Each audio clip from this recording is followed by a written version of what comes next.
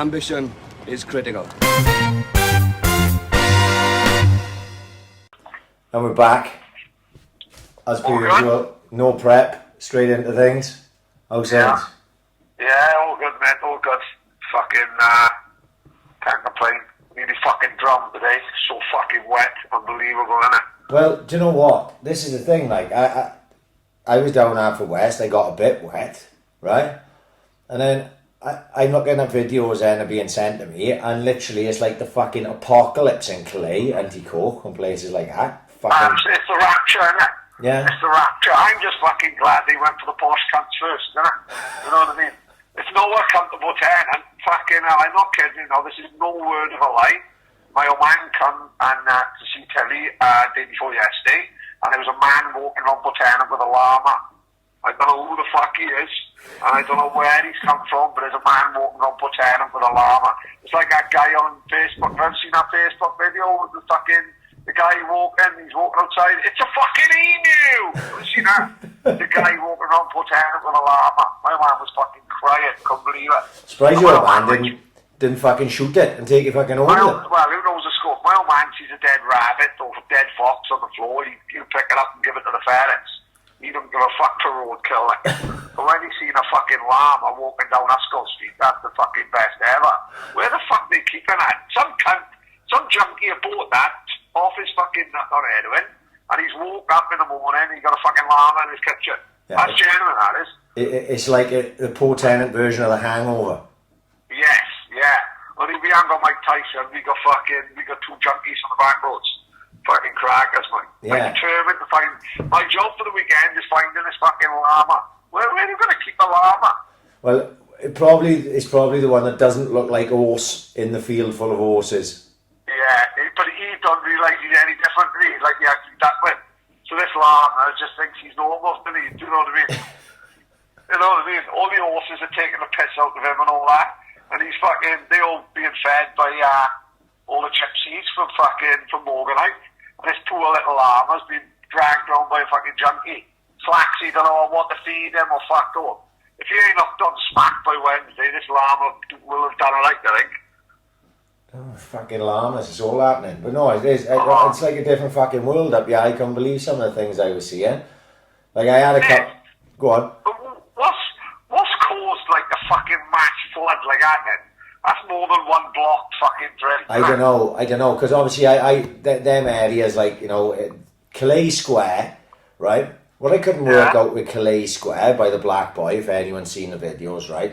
That flooding is... say Black Boy, now I've got to say nondescript young adult. No, I'll just say the Black Boy, because that's what it's fucking called. Fuck them.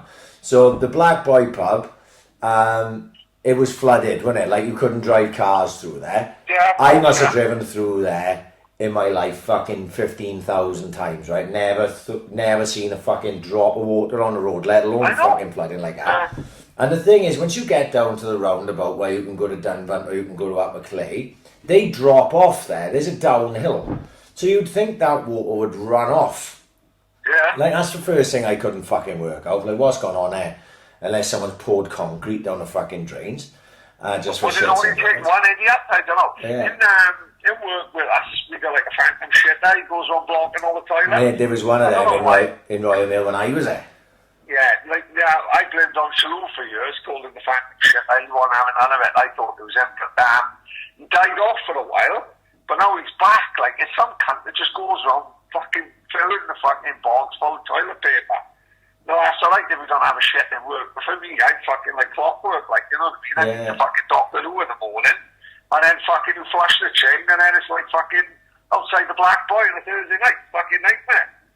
Yeah, there was some scruffy fucker when I was working weekend nights, weekend mornings, many moons ago now. Someone was like purposely shitting alongside the toilet or shitting on the fucking walls and things like that. Oh my God, Lord, like a dirty toilet, like in prison. Probably, yeah. It's like, come on. Not bad in work, is it? It's not that bad. Come on, it's not strange, right? Fucking calm down, no fucking Bobby Sands over here. Fucking, just taking the fucking shit up the wall. Right? But I honestly... I'll be on the roof tomorrow, fucking tails with the boss, like. Yeah. No, I never understood that. Like, honestly, what the fuck goes through fucking people's minds? But, no, yeah. You've got to be a bit of an oddball to fucking shit on a seat, innit? You won't ruin people's days, like. Yeah, but this is a proper fucking strange. Why shit? What's going on there? What's the shit all about? You know? Fucking Oddballs. But, yeah, no, the other video that I saw, I don't know if you saw this one, it was up in T-Cork, it was two boys in a van coming down from the top of the stage. Absolutely party. Yeah. But I love that one of the boys says this is the best day of his life. That fucker needs to go to Florida. You know what I mean? Urgently, or have his all. That's why he needs to fucking stop being running around virgining himself. Yeah. So that's the best day of his life. He needs to fucking serious fucking tug in bed. Yeah, but there was like, they drive past someone's house and it's on Clymore Road, up the top end of Clymore Road, and the guy's wall have fallen down. It's like... Oh man, this fucking 2020, the guy's drive is fucking going down the main road. Yeah. He must be like, fuck this shit, 2020 is rubbish. Yeah. His brand new Kia Jeep is just fucking rolling down the hill. Like, devastated. Fuck me, innit? All he needs is a fucking Lama to come and take a shit in his bonnet. He's fucking had a terrible We day. switch on the ITV news now. The weatherman that looks like Dino Gamatessa standing there, like shrugging his shoulders, going, "Sorry guys, 2020 again."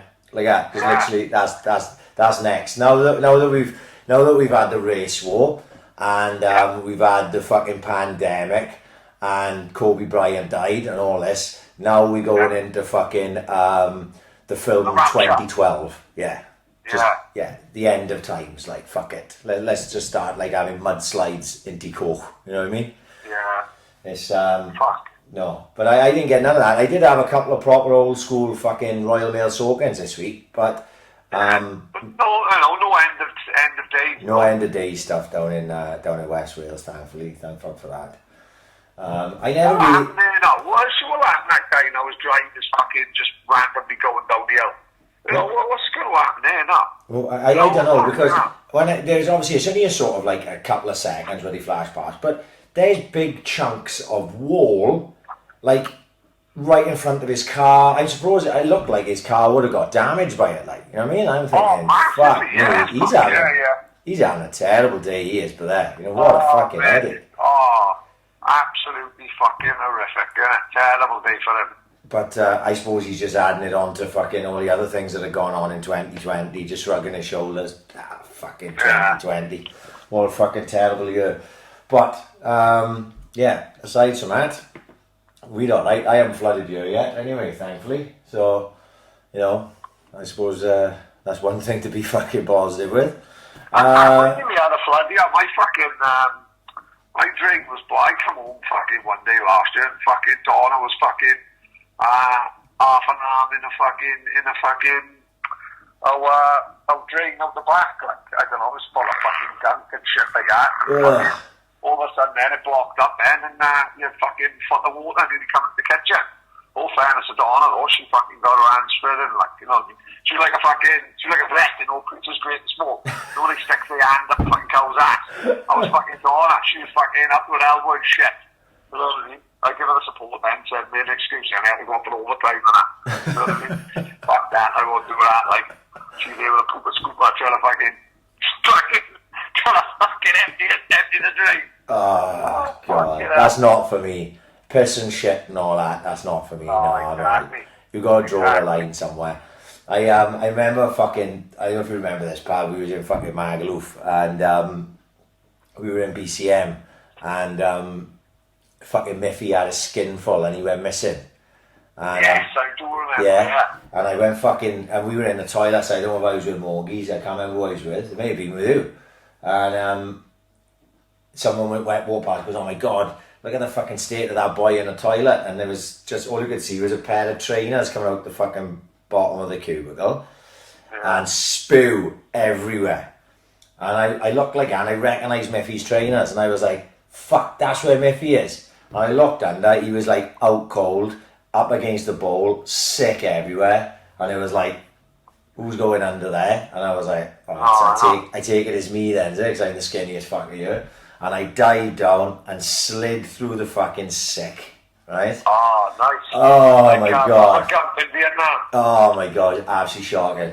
Turned my stomach thinking about it. And I come up the other side, open the fucking door, we had to drag him out fucking covered in, I was covered in fucking sick. It was all at my elbows, in my fucking fingernails. Clothes were fucked. He was like Andy Dufresne in Shawshank Redemption. Yeah, when he's crawling through the tunnel, Yeah. But sometimes you've got to take one for the team, innit? You know, I'm still waiting for Miffy to repay that as it goes. I may have to go up to Deer's Leap and get fucking wrecked one night when he's in there, and so he can come and fucking drag me. He's dying now, like, doesn't he? You want him? Yeah. He was in all that. Yeah, we were worried what time karaoke started, didn't we? We didn't give a fuck whether he lived or died, to be honest. No, like, it was one of them. There's no saving Private Ryan with that Scotty Magaluf leading no man behind. We'd be Benny man behind. We've got a chance of a leg over and fucking the Railwayman's karaoke bar. But it was what a stroke of luck last week, Pad, that we are now officially newsbreakers. Man, talk about fucking timing, innit? Do you know what I mean? It's taken 3 years, like, innit? Hey, even a broken clock is right twice a day. Exactly. The thing was with the Leon Britton thing, I got told about it, oh God, was it the Friday? I think it was the Friday before. So we had done the podcast on the Thursday, and I think I found out on the Friday morning. Right. And I told the boys, like 2 WhatsApp groups I'm in, I put it in, and most people pretty much just ignored it, right? Yeah. Right, and that is even the people that I'm friends with were like, oh God, here we go again. It was fucking Hillary Clinton yesterday, and now it's fucking Leon Britton. Like, when's he gonna fuck off? I think we've lost the plot, don't Yeah. So no one takes anything we say seriously, and for good reason a lot of the time. But anyway, provides content. Yeah. But the Leon Britton thing, it was on good authority as far as I was concerned. I wasn't gonna just chuck that out there. But at the same time, when we talked about it on the podcast last week, like, I really didn't want it to be true. I was hoping that the person that told me it was wrong, completely wrong. But at the same time, I thought, like, fuck me, we got like 6 days till the next podcast. Someone's going to fucking put this out there. It's going to be on Twitter. Someone's going to put it on Facebook. It's going to go all out there, and it won't be as thing then when we talk about it. But nothing came. And I was like I said, that day I messaged the person who told me, I was like, why didn't this fucking come out? And they were like, look, I think it's just because of COVID, you know what I mean? No fuckers around, and, you know, skeleton staff around, like, you know, so there's very few people to know. And I was like, right, okay. Talked about it. Pretty much, I think one person may have messaged saying, oh, I hope it's not true or something. There was no response to it. The response was genuinely, oh yeah, they fucking go again. Until then, it broke. And then I woke up Saturday morning. It must have happened Friday night, I think. And I woke up Saturday morning, go to work, and I had about 30 messages of people going, you were actually right. And I was like, well, I thought it was right. You know, I have been right in the past, just people brush over it. Just go to the times that I was fucking massively wrong. But, you know, it's still, I still stand by, you know, and, you know, you'll agree, and I think everyone will agree, it's fucking terribly sad for the football club. It is, man. And let's be honest, right? You aren't going to be fucking Colombo to work out like that. He won fucking, that's not true choice, is it? No. He's been asked to fucking do the club a favour, and he's done it, hasn't he? Well, he's taken one for the team. He hasn't gone and slagged them off, which is no surprise. It's fucking Leon, isn't he? Yeah. But he's been sort of made the sort of... fall on his sword in a way. Exactly. Yeah, it's spot on. Fall on his sword. Like, yeah, exactly. Because, like you said, there's no way in the world he's going to jack a club in. Right? No. There's no way. And he... You know, they've gone to him, look, even if they've had a genuine conversation about it, right, where they've gone, look, Leon, we're fucked. We are in this situation and we have to lay you off. We have to make you redundant. We wish we didn't have to do it, but we have to, right? And I doubt very much they give him an ultimatum, like, you know, like some people were like, I bet they forced him into it. No, they didn't force him into it. They probably sat down and had a convo and went, look, Leon, you've got to go. You know, there's nothing we can do about it. We're going to have to fucking make you redundant. But do you want to do it on your own terms? You know?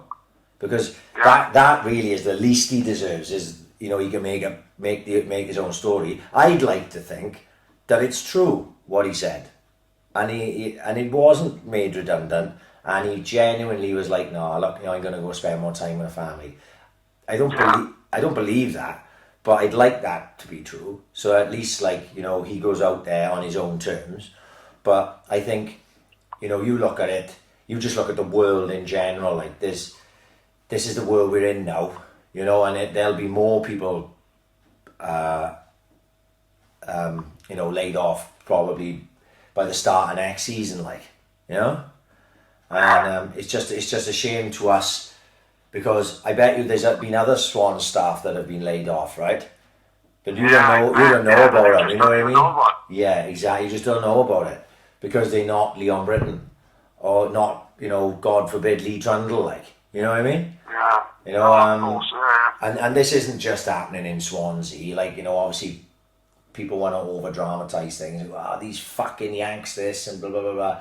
Look, this is every club in the fucking land pretty much. Some clubs would be wouldn't bother so much because Man United are mega rich and all that type of thing. But with the club of Swansea City standing, you've got these things are going to happen in this situation. As much as I didn't want it to happen, as much as nobody wanted it to fucking happen, it is what it is. And I just hope that I would like to hope that maybe he just goes for now and then something happens and money comes in and they can bring him back, but if not, then I wish think that's all been left open and I feel like, reading between the lines and that. Yeah, well, I would hope that to be the case, you know what I mean? Because I like, not just because it's Leon Britton, because you can't get too sentimental with these type of things, but because I do genuinely believe he can help the club for years and years and years to come. Yeah. Okay. Whereas Truns does the community side of things, where that is what he is now built to do. You know what I mean? Oh mate, is there anyone better in the country ever doing what he's done? Right. Okay. I'd be very fucking surprised. Be very surprised. So that's what I'm getting at. Truns. He's got to stay in that job. You'd like to think he can stay in that job forever because of what he offers to it, like. And like with Leon, he's going to offer more on the football side of things, day-to-day stuff. He's got a great brain for the game, understanding of the game, well respected all across the country. So, yeah, I agree. I think he still has a lot to offer. But so I hope there's some way he can come back and offer those services to the club. But who knows? Like I say, we wish him all the best, because not only is he fucking legend of Swansea City Football Club, obviously we've met him, Pad, we had him on a fucking podcast. Aside from that, I've met him outside of it, and he is genuinely one of the nicest people you could ever meet in your fucking life. Yeah, great boy, like, great lad, and anyone who's ever met him will say that. So, like I said, it seemed weird that we were the first people to talk about it afterwards the next day. I felt like Roger Cook. You know what I mean?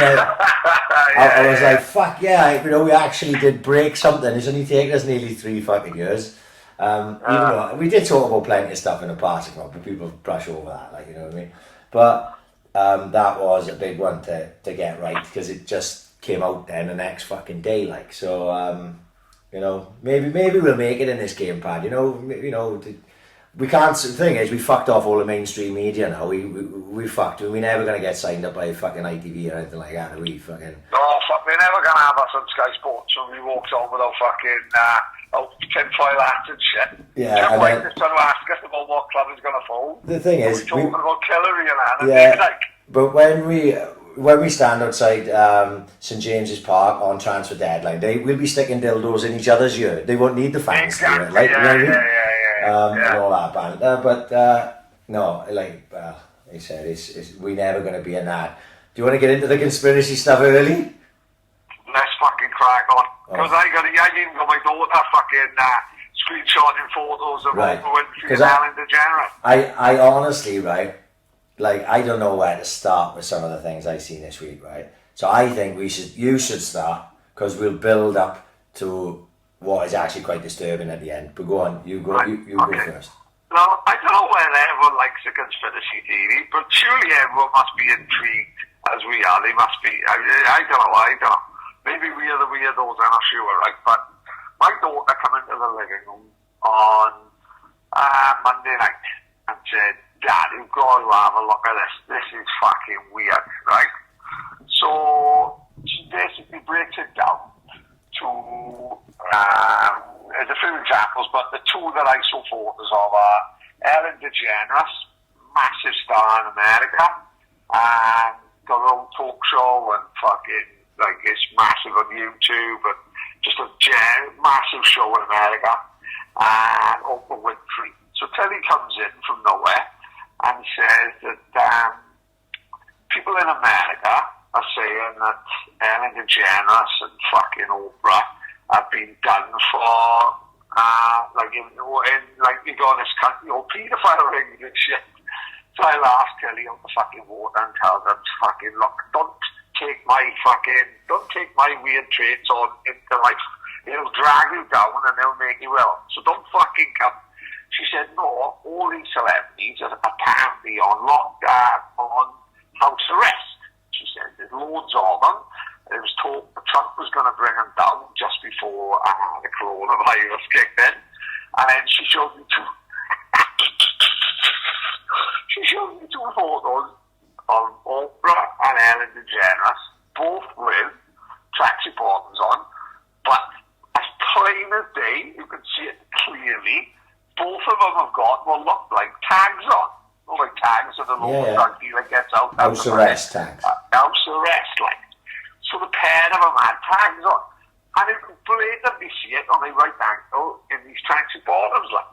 And when you look at it then, the story goes that Trump, which he mentioned in passing a few times, and he's going to bring down these Hollywood pedophile rings, and he's going to bring them down, all connected to fucking Weinstein and fucking people like that. The story we said before about Tom Hanks, and Tom Hanks is supposed to be in Australia. As soon as Corona came out, bang, he had it. I got a lockdown, and there's a barcode behind his fucking head, and some busy cunt have scanned the barcode, and it come up as like a fucking army facility in Texas, when he's supposed to be in fucking Australia, fucking social distancing. Crackers, mate. My fucking head went absolutely fucking mad. I don't know what to make of it. Some of these conspiracies, right, are so fucking mad that you can't fucking, right, it can't be right. However, when you have stuff then that you've got like footage, camera footage or something, and you do say, well, how can you question that when that is what I'm seeing in front of my own eyes, like? Fucking scary as fuck, mate. Who knows what's fucking right and what's wrong? Well, it's all part of what leads to what I sort of saw this week. It's all part of the same thing. So we looked into it a little bit. Like there's this QAnon conspiracy. Do you know about this? No, I run over the fucking basics of it, right? So we've got these like, and I'm probably going to do a shit job of this, but this is just literally what the little bit I know about it, right? So when you have these forums like 4chan, yeah? Right? Now 4chan is not, from what I can gather, 4chan's like slightly deep web shit, right? Right. And then there's like 8chan, you go even deeper again, and it's not the type of place normal people like me and you can be frequenting, right? Right. But in and around this 4chan, and I think it actually had to change its name because because of this conspiracy, people have tried to get in and fucking shut it down, right? Well, in these, a guy sort of popped up in like 2017, and he was just going under the username Q, and was posting in like a code that people could understand, talking as if he was inside President Trump's inner circle, and predicting what was going to happen, right? Right. So obviously at first people didn't take it seriously. If you were to debunk it, right, because there's a number of people who will debunk this. Obviously my mind's not made up on anything, but anyone calls me a fucking coop in a minute. I'm just trying to work it out, like, right? So they'll say, well, no, hang on, he had this completely wrong, and they had that completely wrong. But what they reckon is because it's like a sort of, it's an operation to catch out these sort of corruption and rings throughout the government system. They're purposely putting misinformation out. This Q is purposely putting misinformation out, right? They reckon on a number of occasions the stuff that they've known, they could only have known if they were actually in these government meetings, because it was never made public, right? Oh, Jesus, and they came out afterwards. So that's not doing a very good job. If you listen to the Conspiracy Guys podcast with Praying Medic, if you go on Conspiracy Guys podcast with Praying Medic, it explains it a lot better, right? So obviously this is what I'm just trying to work it all out as I'm going through, right? So obviously Trump has actually made Q signs. You go on YouTube and put Donald Trump signs Q or something like that. He literally is in the middle of a speech and he signs like a Q in the air, right? And this QAnon conspiracy thing has got quite big in the States. So, right, where people they go to Donald Trump rallies and they've got T-shirts on with Q written on them, right? And Trump will like go up and make a big thing pointing at the Q and all this, right?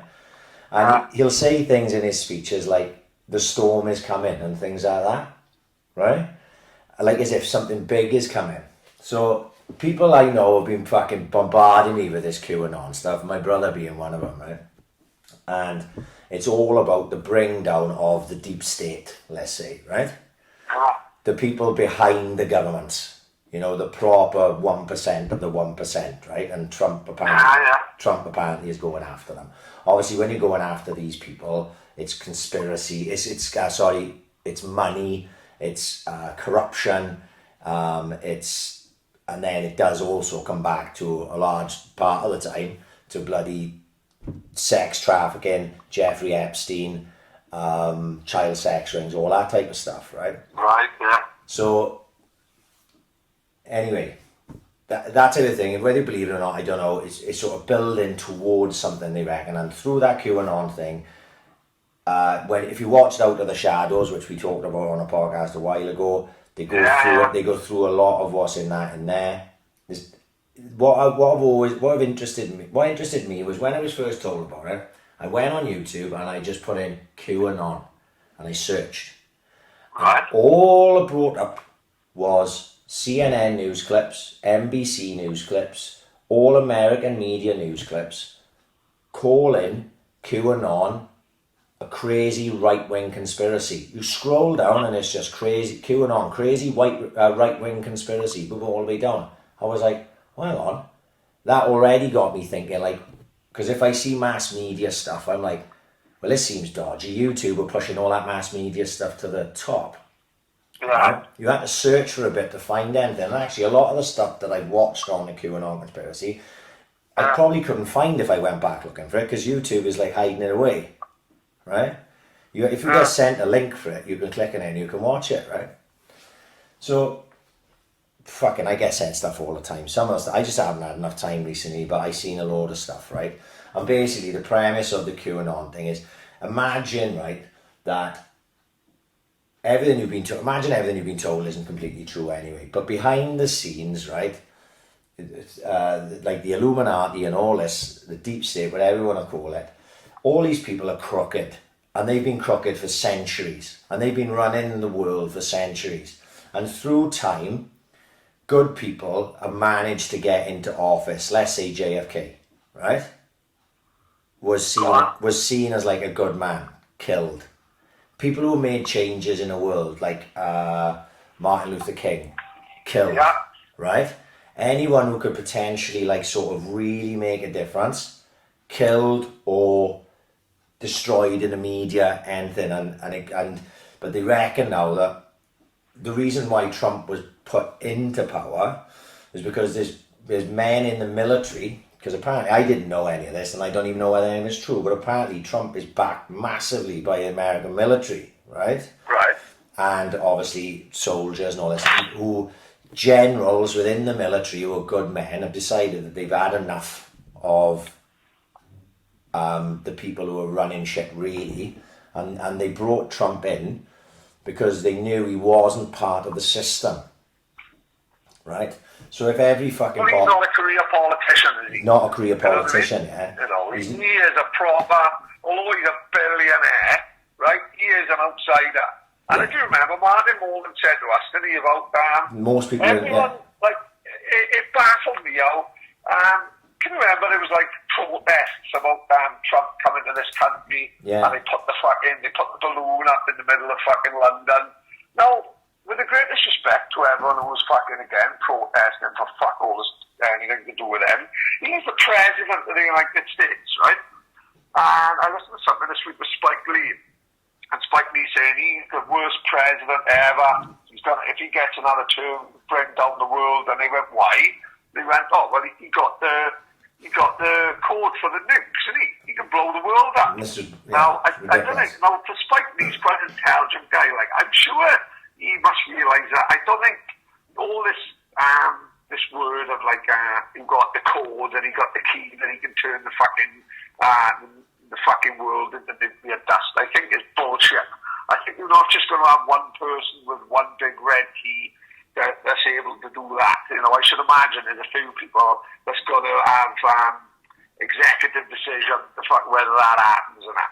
So, like he said, Trump is the worst president we've ever had. But I'm sure we can go back as far as fucking Kennedy was banging fucking however many birds behind his wife's back.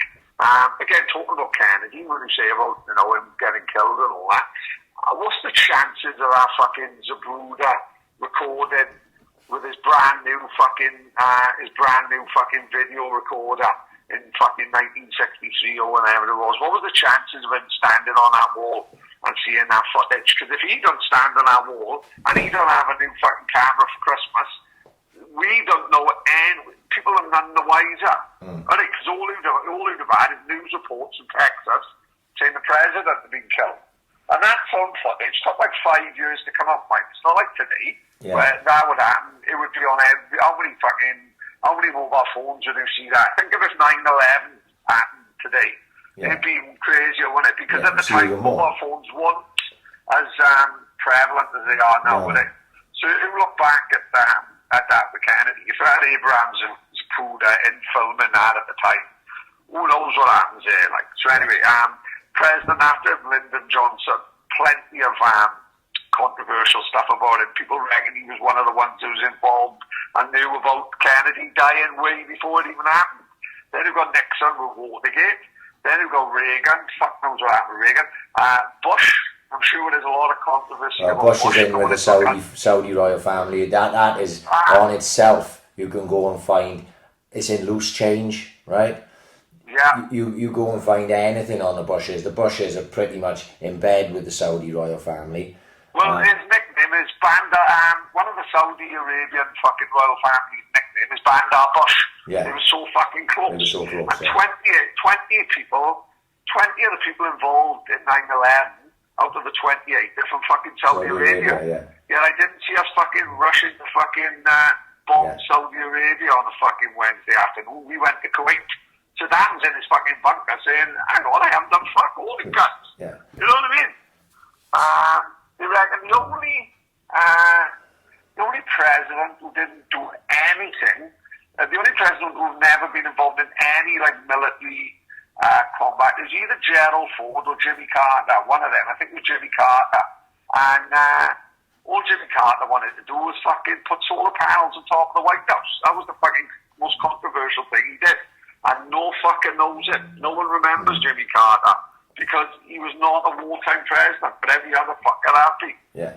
He's one of the only I think the only president in the last 50 years that there was no military action whatsoever under his reign, like, which is fucking fascinating, isn't it? So no one can tell me that fucking Trump is any worse than any other fucker. Right. Obama was not. He was drone striking the fuck out of everyone, wasn't he? Yeah, exactly. Yeah. Yeah, exactly. So, anyway, the QAnon thing, right? Look into it. Do whatever you want. Make your own fucking mind up. I'm not trying to fucking... Because I don't really know mega amounts on it. It's just what I'm seeing. I'm still trying to work out shit on it, right? But anyway... So where's the best thing for the Conspiracy Guys podcast? The Conspiracy Guys podcast with a guy called Praying Medic, right? And he breaks down the QAnon thing a little bit better than I ever can, right? Now... so as regards to what I saw this week, right? Now, I'm going to I've never done this before. I'm going to put a fucking disclaimer now, right?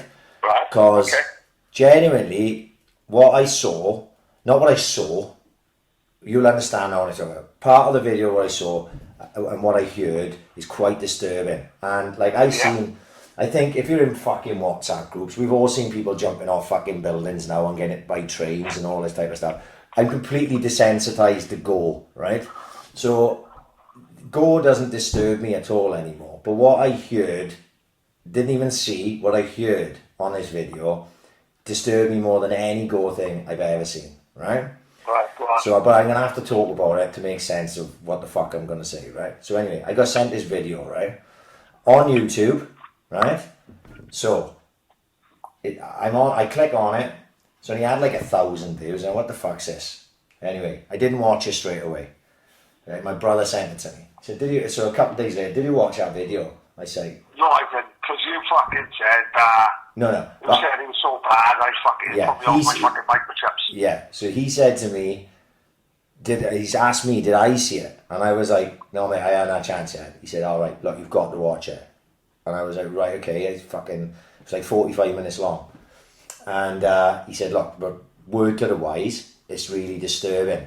My natural reaction was, anything that's on YouTube cannot be disturbing, because I'm thinking, go, you know what I mean? I'm thinking, if it's on YouTube, it can't be disturbing. How fucking wrong I was, because it's got nothing to do with go, right? It's to do with the content of what's in it, right? Of what's in the video. So, this video then, I did what I did again. I took the name of the video, right? The exact name as it's written as the headline of the video, and I put it into YouTube and searched it, and I couldn't find it, right? So I got the link on my WhatsApp because it was sent to me, but I could not find it on YouTube, and that automatically then sparks my interest. I'm going, right, YouTube are either hiding this, or the people who produce the video are hiding it from YouTube, right? Anyway, so it all plays into QAnon. I'll come round to that now. So basically, the video is about the emails that Hillary Clinton, remember the big thing when Trump and Clinton were going for the presidency, right? Yeah. And Trump said, why are 33,000 emails missing? That, you know, basically what he was making out was Hillary Clinton purposely deleted 33,000, which is a lot, emails, and the FBI should be investigating her and that. So obviously around the same time, that John Podesta, right? Who is this geezer? He's come from nowhere, this fucker. So this John Podesta, from what I can fucking work out, if anyone wants to fucking research this stuff, for John Podesta, you just research Pizzagate, right? Right, okay, yeah. He's the Pizzagate guy, right? And his emails were hacked by, I think, WikiLeaks, right? And they were put out there, and in the emails, and I've seen the emails on other documentaries, it's on Out of the Shadows, I believe. He has sent emails to other people, and they're nonsensical in a way, but it's all, if you believe what people are saying, it was code worded because it was about ordering kids like for child abuse, right? So like they had a list of the code names lined up against. So like he said, can I order pizza for a half hour at 8 o'clock tonight? Right? Which makes no sense, because I'm not going to say to you, Pad, shall we have pizza for a half hour at 8 o'clock tonight? You know, that's not how we work. Yeah. Right, so half hour, they last about fucking 10 minutes. Exactly. So the emails look really, really, really ropey. Then if you actually put into any Google search John Podesta art, right? This motherfucker, I've got artwork in his house of kids being tortured and shit, right? You can just go and Google this. Denty just done it the other fucking day when I told him about it, right? He's got paintings of child torture and abuse in his house. This is some motherfucker. Right, those paintings I've seen those paintings. Right. Yeah, fucking Weirdo.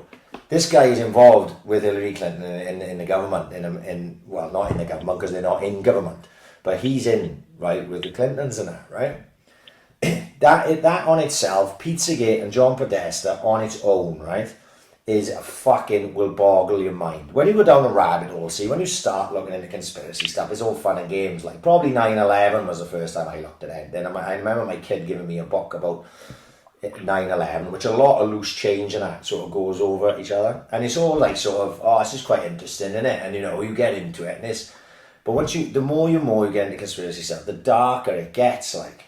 You know, it's really, really dark shit, right? So this is about as dark as it's fucking got for me this week. So anyway, this YouTube video that I was sent talks about the Clinton emails, 33,000 emails missing. It's all news, a lot of it's news archive footage and shit, and they're building a picture, and they're saying like, when the FBI went to search, she had a private server in her house, and they just destroyed everything. Anything that she could have had emails on, they found it in pieces. Blackberries smashed up. This is like fact. This is not one. This is like conspiracy. This is in the main. This is what basically, like when Trump was calling her a criminal and that, right? When they were doing like head-to-heads on stage, I don't know what that's called. You know, when they do the old fucking you know, when he was calling her a criminal and that, this is what he was about, right? Because what she did was illegal. But if you believe the conspiracies, and I'll get on to this now because it's going to go on a little bit, right? There was a reason why she was hiding them, because there was shit in there that she didn't want people to fucking see, right? So, anyway, she's got... She got photos of Ryan over his car. Yeah, so... fucking hell. So this is where it starts getting... This is the shit I didn't know, right? So I ain't going to claim this as gospel. Anyone can go and do their own fucking research. I'm telling you what I'm not going to do. I'm not putting this fucking video, even though I can, I'm not putting it up on the podcast page. I'm not putting it up on fucking my own personal Twitter, because I think there's a chance we'd get fucking taken down. I don't want to fuck up the podcast Twitter, especially. No, of course not. Yeah. If you fucking DM me, I'll fucking DM it too, right, when I get a chance. And I'll let you make your own mind up, right? But you can find this stuff anyway. If you do a little bit of research, you can find a lot of this stuff. So anyway, this is the shit I didn't know, right? So, and I'm going to use the words allegedly here, so I don't get fucking shot by Hillary snipers, a drone attack on my kitchen, or die mysteriously within the next couple of weeks. Hillary's got this aide called Huma something, right? I can't think of her fucking second name. Huma. So her husband, his name is Anthony Weiner. What a cracking name. And he was nicked, right? And I think it was for like grooming an underage girl or some shit, right? So when he got nicked, obviously they go and get his fucking laptop, right? Now on his laptop was a bit of fucking underage child porn and stuff, and there was allegedly, right? Because obviously I can't prove any of this, it's just on the video, right? On his laptop and there's people talking about it on the video, right? But it's not like it's been on CNN or anything like that, so I can say, oh, you can find it by CNN. So anyway, there was a file, right, called insurance policy, right? And allegedly on that file is 2 videos, right, of a certain ex-president's wife and that aide, who is that fella's wife, torturing and killing 2 young girls, right? This is where it gets dark. I told you, Pat. We're going down the rabbit hole, right? Now, you haven't watched this. I've seen it. The boys have seen it. You saw the reaction when the boys watched it, right? Yeah, that's right, yeah. So, there's no showing of any of that in there. It's just talked about in like multiple different places, right? Now, apparently, it's like a ritual killing, right? And I can't even fucking mad even fucking talking about it, right? And there's a guy who apparently has seen it, who describes it on there, right? And like he's all choked up and like as if you know, thinking back about what he's seen, right? Apparently, now this I haven't done either, but this is what I was told. If you put into Twitter, if you search in Twitter, frazzle drip, right? Frazzle drip. I'm assuming it's all one word. I haven't done it. If you do that, it'll bring all this stuff up, right? And it's quite dark, apparently, right? Right. So, I won't go into what happens in that fucking... Well, just put it this way. When they describe it, and it's described by a number of different people who apparently seen it, it's grim as fuck. And I mean really, really, really grim, right? If it's true, right?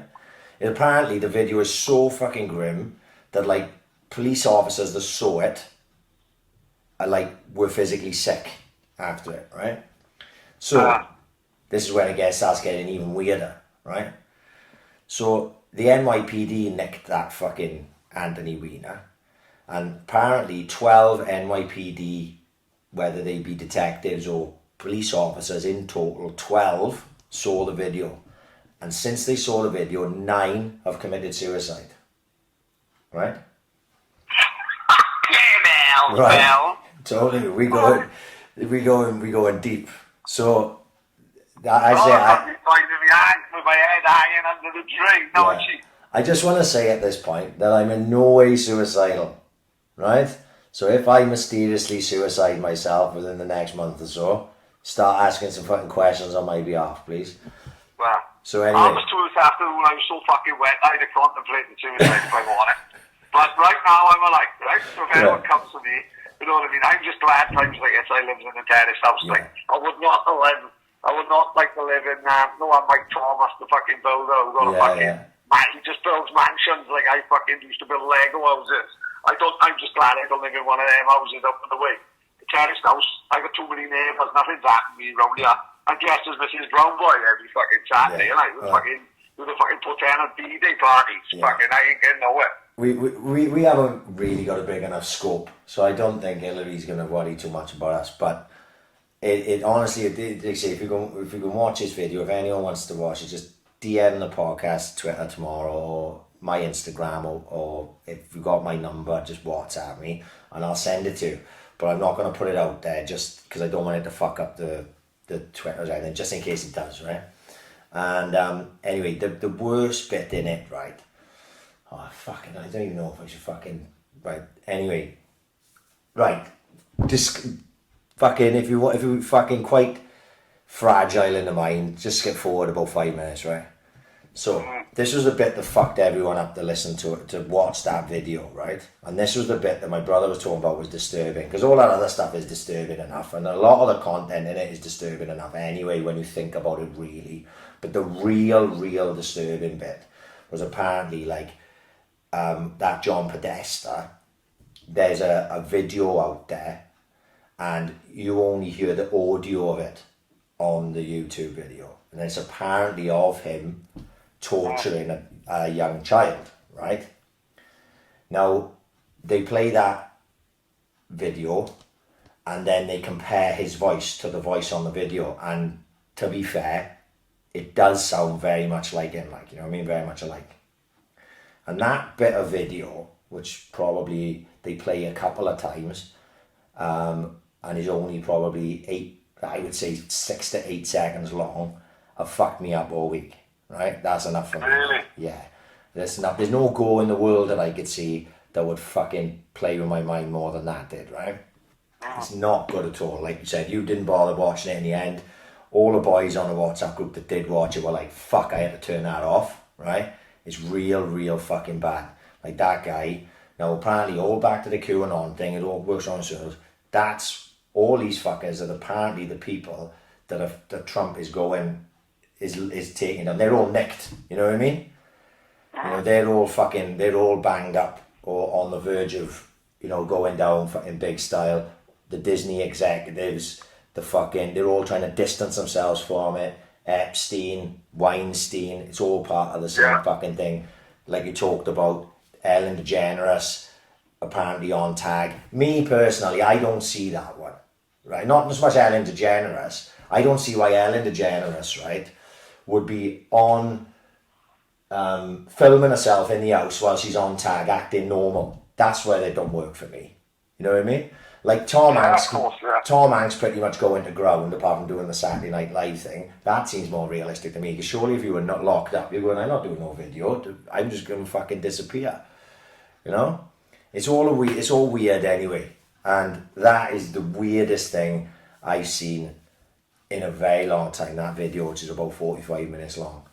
And like you say, another one of those things that is like, I'm glad I watched it in a way, because it's like, fucking hell. You know, if this comes out, then you know before everyone else, like.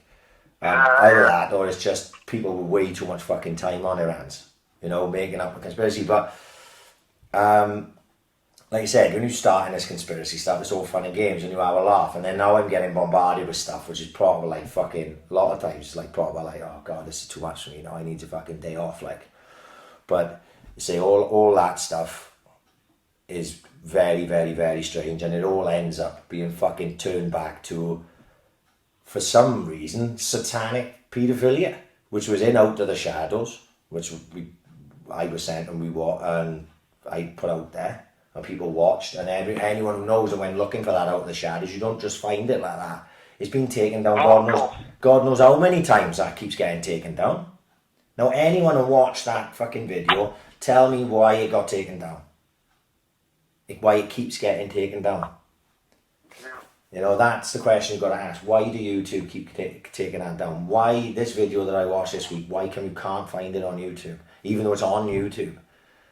Yeah. You know, that's the questions I ask, like.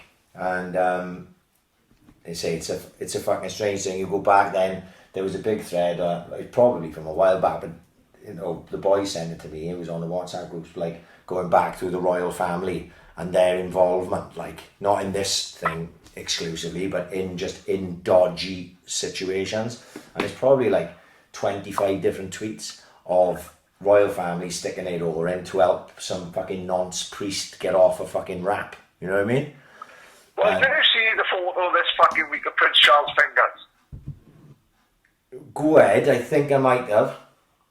So, someone taken a photo of Prince Charles, right? And if he was moving on his fingers, he got proper fucking cocktail sausage fingers. Honestly, they're the weirdest looking fucking digits I have ever seen. Proper alien fingers and all that.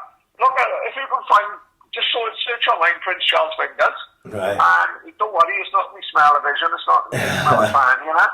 But it's, he got the weirdest looking digits I've ever seen. Definitely not of this earth. Honest to God, weird as fuck. Yeah, well, his wedding ring is bigger than his fucking digit. They talk about that John Podesta's fingers as it goes. And he's got weird, he looks like a fucking half of, have you ever seen what was the old original Dracula film? From like, it was black and white. And oh yeah, Bela Lugosi and Bela all that. Lugosi, yeah, and he's like coming up the stairs and his fingers are long, yeah, he looks like that Podesta does. No, but another thing you shared this week, going back to the fucking Podesta, was the Madeleine McCann thing. Which is absolutely cracking. Right, I'll leave you to that. That is fucking mad. Right. Go on, you explain that one. No, you do better than me, you will do, because I couldn't get my fucking head. It was just so many things, so many things that it fucking baffled me. Which, if that one comes true, that would be the fucking earth-shattering. Yeah. That would be the one to bring every fucking down. I want to tell everyone what. So that was put on Facebook. I've seen it previously. I didn't really pay much attention to it, but basically photo fits of people they wanted to speak to in about the disappearance of Madeleine McCann. One of them looks exactly like Ghislaine Maxwell, who was Jeffrey who was Jeffrey Epstein's girlfriend, let's say, who was basically like a fixer-upper with Epstein, was a big fixer-upper of providing young girls to rich and powerful people. If you watch the Epstein documentary, they talk, obviously that's discussed there, and then before every episode it comes up, or after every, Ghislaine Maxwell denies any knowledge of this happening. Of course he fucking does. But there's one photo fit picture that looks like the image of her, right? Then there's also photo fits of two men that they want to look for in connection, and it's one of them is the image of John Podesta. Now bear in mind, this is the same guy that we talked about, Pizzagate, fucking Hillary Clinton's fucking mate, whatever, and his brother, who's also another fucking weirdo, whose name is obviously something Podesta, but I don't know what his first name is. They look the same, right? So when you get in there, and obviously I don't know what's true. And then I had all them fucking photos look exactly the same. Look exactly the same. And then they talk about then that like, you know, there was, if you go into the Madeleine McCann conspiracy thing, which fuck me is another thing altogether, fucking frazzle your mind. That place wasn't like, some of it, it doesn't seem like it was just perchance, you know? Yeah. It's like as if you with any conspiracy, there has to be a thread of like believability to it, otherwise you just completely dismiss it. And there's a lot of weird coincidences that there was like this prolific known paedophile literally fucking 5-minute walk away from those apartments and things of that nature. Exactly, and that rabbit hole can go on forever. Like there's a good conspiracy guys one on Madeleine McCann as it goes. It's a few years old now, but that was probably the first conspiracy guys one I ever listened to. And there's a lot. Yeah, but don't you think that's mad, as you said, like, so the photo fits of all these fucking people. What are the chances, right? First of all, the Madeleine McCann thing, right? Imagine all this is all linked in one fucking, like, little package, like. So what is the chances of these fucking Podesta brothers having a fucking place in the very, like, Prior to Lose area where Madeleine McCann went missing? What's the fucking chances of that? That's got to be slim, innit? That's got to be fucking, you know, the chances of that are going to be tiny. And then for one of the photo fits to look the absolute fucking image of Ghislaine Maxwell is another fucking coincidental fucking, how mad is that? So you know what I mean? I forgot to mention this. So apparently, you know, there's the drug of the elites, the choice of drug of the elites is adrenochrome, right? Now, you could look into this yourself. This is like a legit thing. This is no conspiracy. I'm not saying. I'm saying the conspiracy is that it's the drug of choice of the elites, but adrenochrome is a real fucking thing, right? If anyone's seen Fear and Loathing in Las Vegas, Hunter S. Thompson does adrenochrome. You're not gonna believe this. I had it on. I watched it on Amazon Prime the other day. On Netflix, sorry, the other day. Fear and Loathing, fucking amazing. Yeah. Party. I remember watching it in the house when we was younger, like 17, 18. Yeah, it was. It's amazing fun. But adrenochrome is a drug that's it's a fluid that's produced in like the adrenal glands of anyone, I would imagine, but apparently more prevalent in children. And like I say, this is where the story goes. I don't know fuck all about this, but when you put a child in fear, they will produce this drug in their minds, and that's why they take kids, torture them, produce the adrenochrome, kill them, take the adrenochrome. That's the drug. It's a massive black market drug in it, right? It's a black drug on the black market. Maybe that's why one of the junkies is walking around with a llama. Fucking llama, yeah, he's on the old adrenochrome, isn't he? So you've got to think now. You've got to think. We live. Most people have listened to this podcast. We'll live we'll live a life which has very little, in the grand scheme of things, bumps in the road. We all pretty much come from the same type of place, have the same type of lives, right? But a lot of these, what you got to remember is that there's a lot of people in life. If you look at the Epstein documentary, they preyed on poor young girls, right? Yeah, they all do, don't they? Yeah. All of them do. So what we're talking about here as regards to these type of, people say, well, where do they get these fucking kids from? I think if you looked into it, kids go missing every day. They just don't go missing every day where we come from, right? If kids went missing every day in Swansea, we'd fucking know about it, right? Because you'd be like, well, hang on, how come all these kids are disappearing?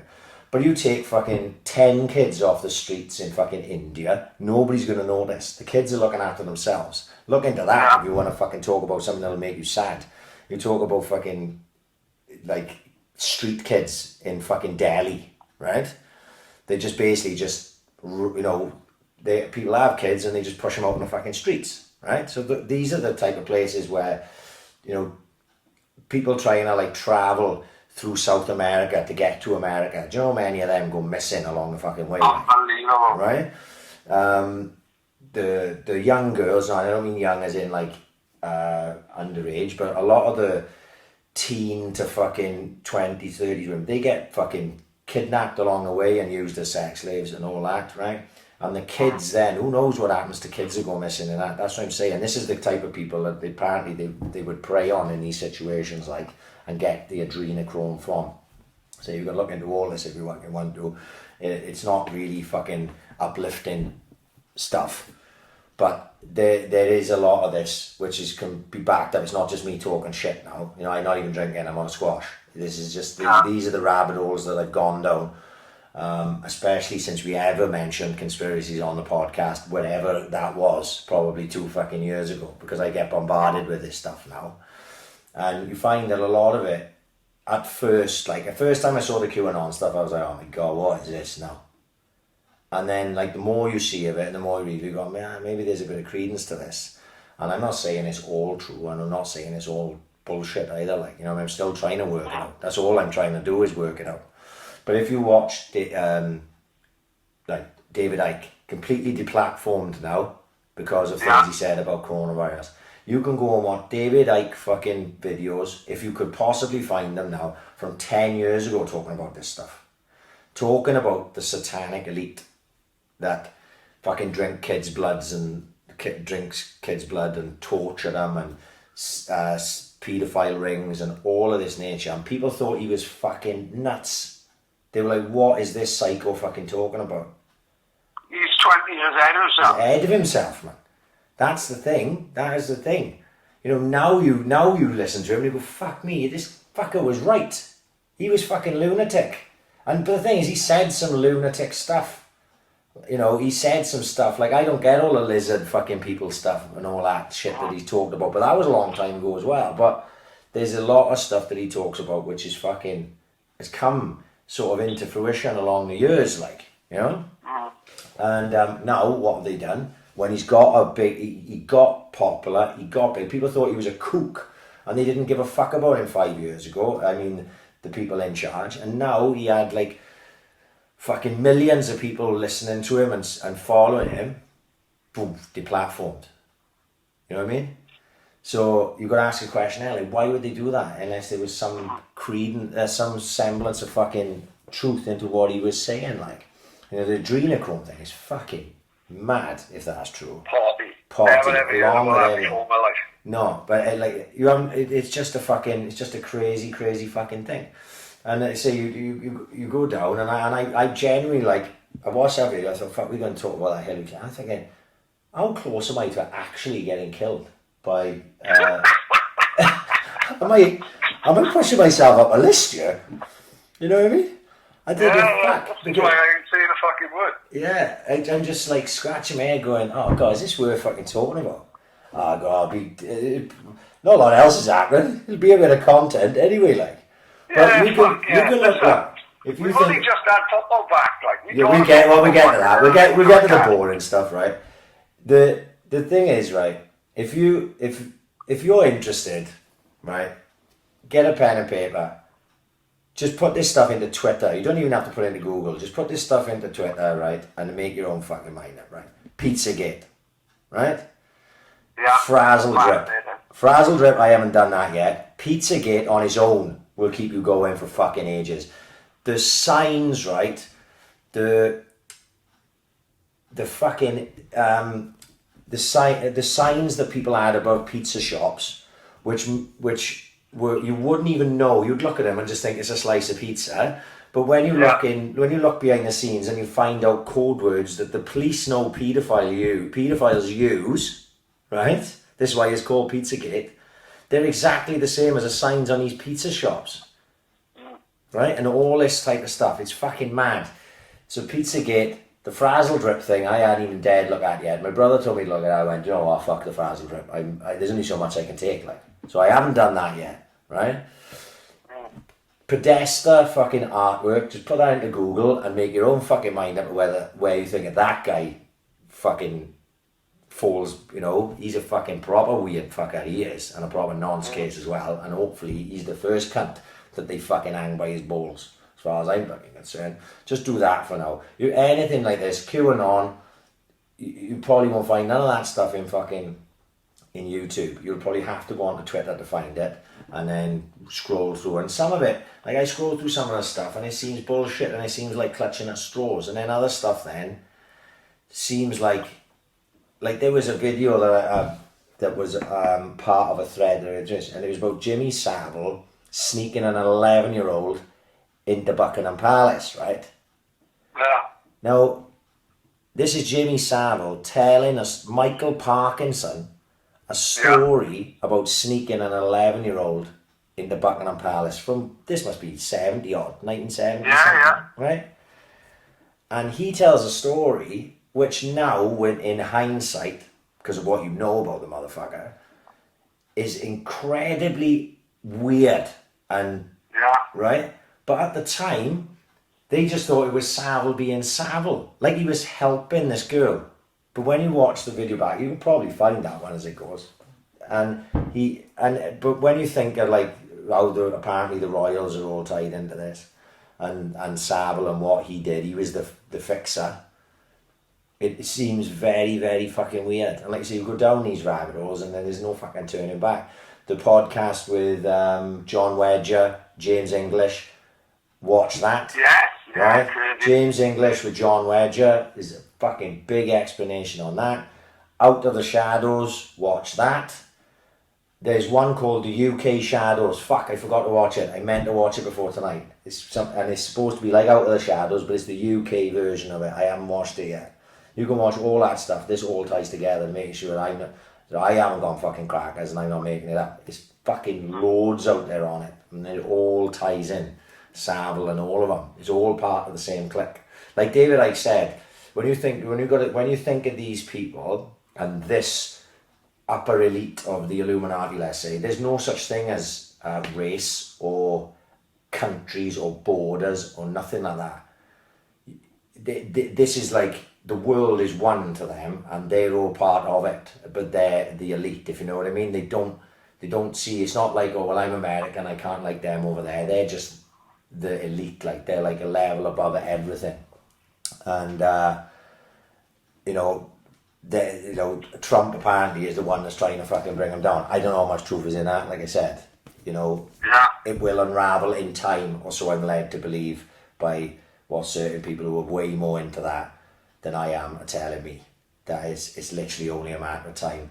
Apparently, like, there's a load of, with the, Obamagate. Look into this one, Obamagate. They always got gate at the end. What's that all about, Pat? Yeah, that's from Watergate, isn't it? Right. That's where it stems from, the Watergate Hotel, as Manchester. So that thing with Richard Nixon when he got sacked, like, where they robbed the papers from was called Watergate Hotel.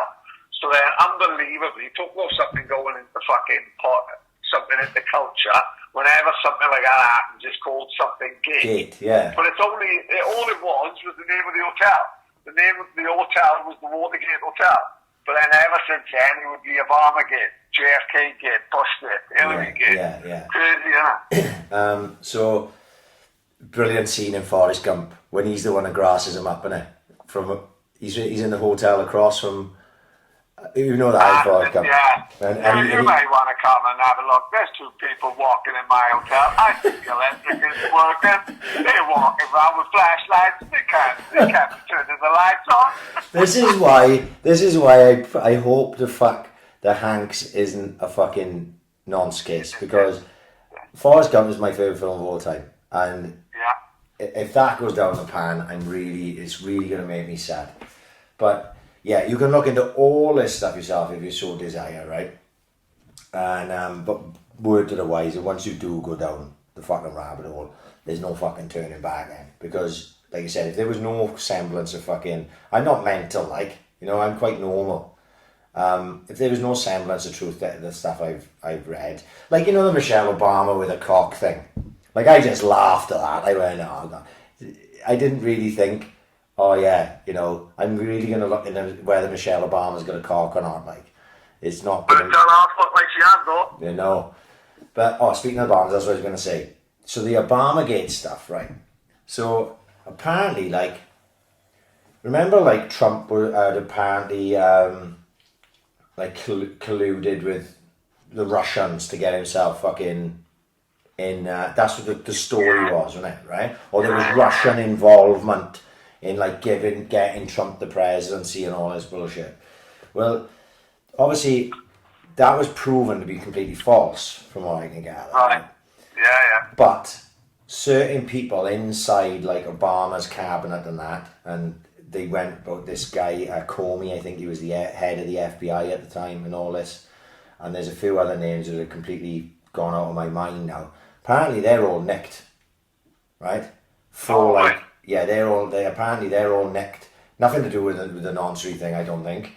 But to do with the fact that they colluded against the President of the United States to try and put him out of power by illegal means. They were so confident that Hillary Clinton was going to win that it was a bit of arrogance in a way. They thought Hillary was going to win, but then they went, you know what, just in case she doesn't, we'll set something up so that we can fucking fall back on it and not have him in fucking power anyway. They were so adamant that they didn't want Trump in power, like, you know? And apparently, like, these people have got nicked on a low level. They talk about this on Conspiracy Guys with Praying Medic. He explains it all. So, like, and he goes through the names and, like, facts. And apparently this type of stuff is out there. You know, you can quite find this stuff quite easily. So these guys that were in Obama's cabinet and that, they're all away. They've all got indictments out on them, and there's like, I think in the indictments you have to look into that word properly, but basically it's like criminal investigations going in, and it's only a matter of time before they're dropped on all these people, and they're going to be basically bring them all in, and then go, right, so you're going to go down for all this stuff that we know you did, but you can help us by grassing up the people above you. And that's how they're hoping to bring down a house of cards, is like by bringing in people and getting them to go up the ladder then to bring everyone down till they get basically to Obama, you know, who's an ex-president of the United States. Like I say, you can look into that as well. There's a big thing going on with that now, and apparently that's like going to be going down like up through until maybe in November, I think it is, or something like that. There's a lot going on like that. So, like say, if you look into the conspiracy thing, they say COVID was like a conspiracy to shut down the world so that these people could go out and they could go and nick these people, you know, and like bring down this whole deep state thing. I don't know too much about that, like, but that's what the conspiracy is in that. But with these things, with a lot of these things, only time will tell. You know, we could look back in a year's time and go, as long as we haven't died mysteriously, Pad, especially me, that we could have gone, fuck, remember we told me that? That was a lot of nonsense, wasn't it? But if it's right, if it happens, if in November there's like, or whenever, there's like this big fucking people being nicked and up in court and all this and that, you say, well, hang on, there was like, that was right, that was right, and this was right, and they were right when they were talking about that. So anyway, it's interesting. That's something to keep an eye on anyway, if fuck what else. Fuck, unbelievable. Yeah, there's you know, like I say, that is there's a deep dark hole I went down with that this week, and I don't think I could ever watch that video again, because not only is like what, like I say, this little clip, it's not that, see, because your mind starts racing then, because you start going in like, fuck me, that type of shit like legitimately happens. Like even if that's fake, that little clip I heard there, like that shit has actually happened how many millions of times before, like, you know, and that fucking plays with your mind then, because if you're a normal person, you're going, fuck, this type of stuff happens, and it fucking weirds you out, like, but there we are. Let's get away from that. Let's be a bit more fucking positive. The football is back. Right. Yeah, 2 games in, I'm sacked off already. Can't wait for the Saints to start. Right. Well, actually, it's funny you say that, right? Because I was looking forward to the football coming back. I was like, fuck yeah, can't wait to watch these games, blah, blah, blah, blah, blah. Then I had an absolute fucking stinker trying to watch Aston Villa Sheffield United. And this is a conspiracy in itself. Sorry to go back to the fucking conspiracies. So we had the artwork made of AiC in Wonderland, and it's me and you. You're the Mad Hatter, I'm the Marcher, and Hillary Clinton is Alice, and I posted that up, and within 2 minutes my internet shut down, and literally shut down for about 2 hours. So I was joking about it, going, I cannot believe I posted that photo up, and the Illuminati have shut down my internet, so I couldn't watch the fucking game. I had to go to my own man's, right? So I fucking drives up to my own man's. I basically completely missed the Aston Villa Sheffield United game, which seems like, apart from one incident where the keeper caught the ball 5 yards behind the fucking line, not a lot else fucking happened. I got to my own man's, and then this went down. I thought, fuck me. I fucking jinxed everyone. Anyone around me now is fucked. Or none of the internet's working. But I did then. When I come home, I did watch Man City and Arsenal, which was a lot better game from what I can make out than Aston Villa Sheffield United anyway. But it's weird watching it with no fans. It's going to take a lot of getting used to, because I don't think fans are coming back for the fucking foreseeable future, are they? But fucking hell, it's fucking crazy, isn't it? It's just I don't know. Do you like it with the noise or without the fucking noise? Look, I can't take it off just what I saw last night. You'd have to give me. Let's talk about this next week as regards to whether I like it with the noise or not. Like, the thing is, right? This is what I said to the kids last night. We was watching it with the kids. Like, my kids have played FIFA, right? Now, if you've ever played FIFA, why FIFA do so well? And you can't tell me we can't do this on the TV, right? If you play as the Swans in FIFA, right? They will sing fucking Swan songs. You may not hear the words, but the tunes of the Swan songs are in the background as you're playing as the Swans, right? Right, it's all right. Yeah, I suppose they do. Yeah, it makes sense. They do. Honest to God, it's fucking amazing. So when you're playing the game, the crowd is building as you're running down the wing. You know, you take a shot and the keeper flicks it over the bar. The crowd go, whoa, fucking yeah, and they cheer in. So it seems realistic because the crowd, because of the way EA Sports are designed the game, the crowd react to what happens on the pitch. So if you just knock can you do that live? I don't know, you know what I mean? Well, but then it's got to be a way, because the game is happening live and you will limit to, I suppose. Well, I can't see why they can't do it. If they can do it on FIFA, then why can't they just... Surely the same technology exists that when Kevin De Bruyne is breaking out of the midfield for Man City, the crowd noise will lift. You know, because basically the crowd noise to me on the Man City Arsenal game just sounded like one continuous noise that never changed in tone. It was just like one noise, and I was like, oh fuck me, I think I'd rather it without, because this is like fucking Japanese torture, like, you know. It was just like, they say, if you've ever played FIFA, you'll understand what I'm talking about. Like, they managed to get the crowd tempos to change, you know, as the game goes on. And why can't they do that in, you know, surely we have the technology. You know, but watching it without any sound is like watching an under-23 game and there's only 11 people in a stadium, because that's literally what it is. There is no atmosphere. There is no oohs and ahs and fucking cheers. And what you realise then is there is no football without the fans, really. You know?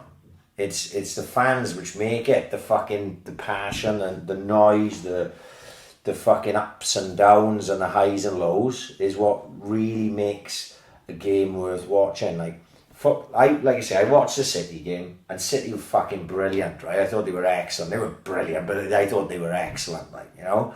And they completely outplayed fucking Arsenal. Kevin De Bruyne is fucking some footballer, right? His vision is fucking unbelievable. But even...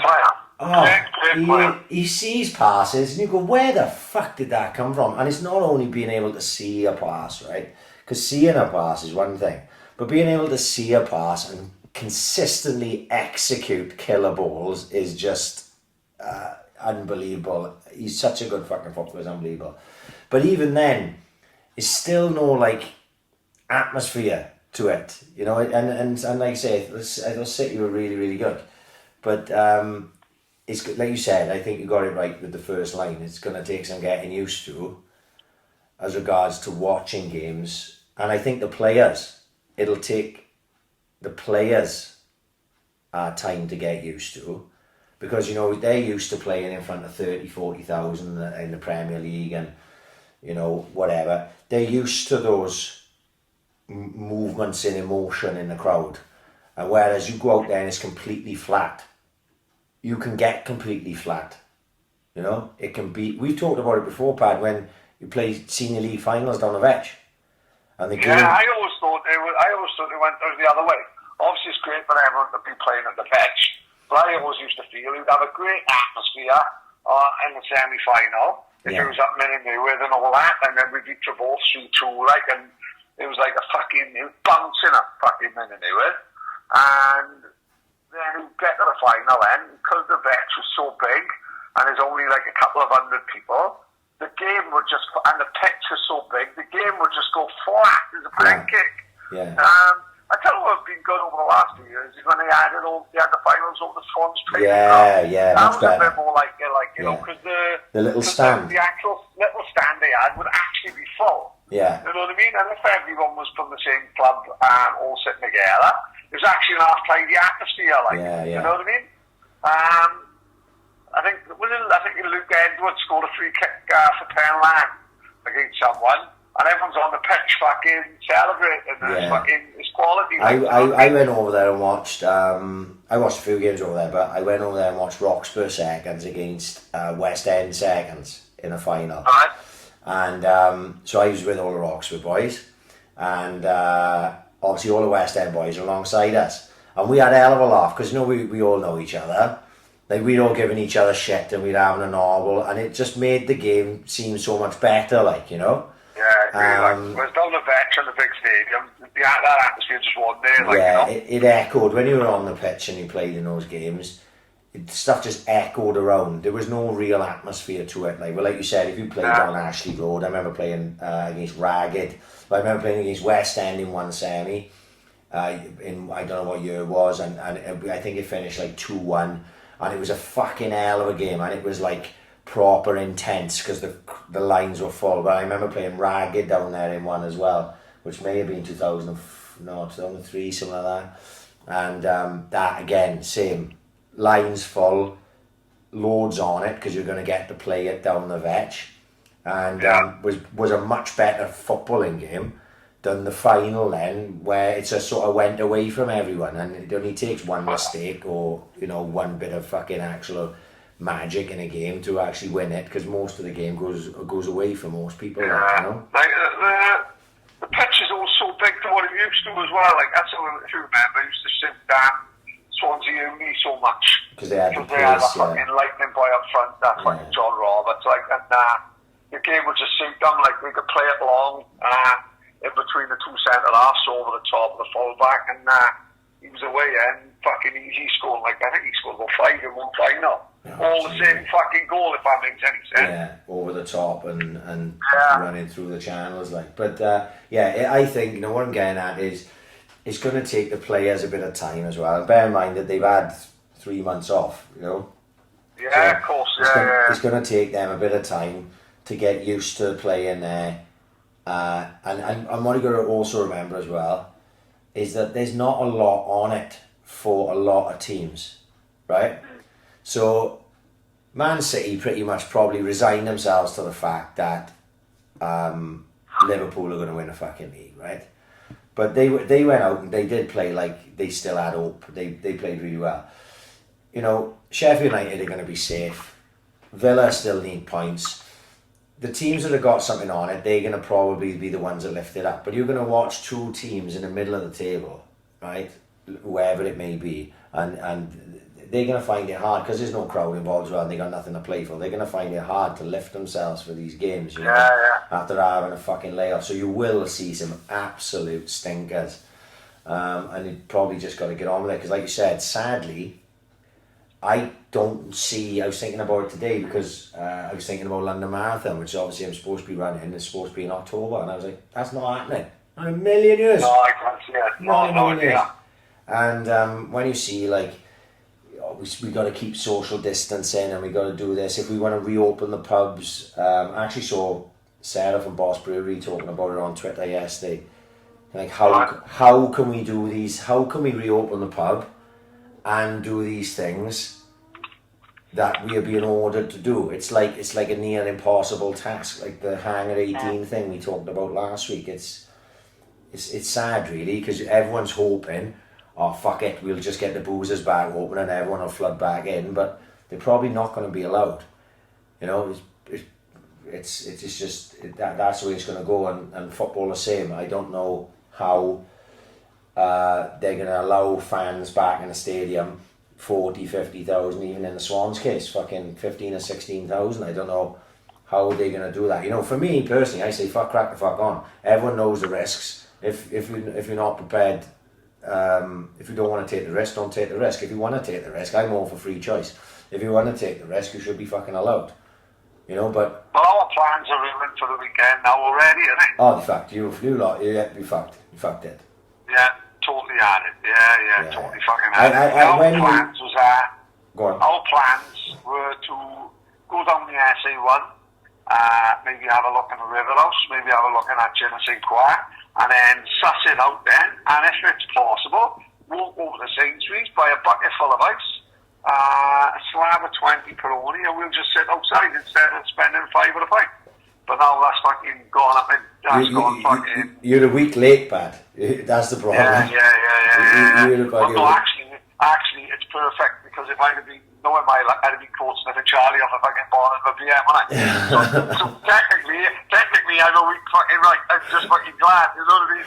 Some busy cunt filming someone from the fucking Thai kitchen, you know what I mean? That's the biggest thing. That's the worst thing about the whole thing, is some cunt filming them. Yeah. Dirty fucker. Everybody wants a beer grass, and everybody wants... Everyone wants a couple of likes on the book, don't they? Oh, God. I don't even want to get into it. I fucking purposely stayed away from that this week. But, yeah, does it surprise me? No, because everybody wants a beer grass. That's why I'm glad we grew up when we did, Pat, because... Nobody was fucking whipping out a camera phone in 1998 when we were performing somewhere or another. And let's be honest, it don't look as that market when he was snorting the hour for no 2 focus either, does it? no, exactly. But no, like it was a nice idea in theory, but I never felt it was gonna come off. And then before I even saw that video, I saw another video of a guy walking around and seeing all the mess on the floor, like bottles. Yeah, that's the local vicar, that is. That's the Port Tennant vicar. Right. Strutting around with a Sunday morning looking at all the fucking, all the beer bottles. As soon as I saw that, I went, that's not going to happen. I know they shutting down the beaches, because apparently there was murders at the beaches. I seen a couple of videos of that again. Everyone loves a little grass. And you just can't get away with it. Just can't get away with it. Why can't people just be happy for me? Everyone wants it. Like, this is the thing, right? And like I said, you know, lockdown, when you give people a little inch now, they're going to take a mile. And I don't fucking blame them. Because people have been stuck in for so fucking long, they're so fucking bored.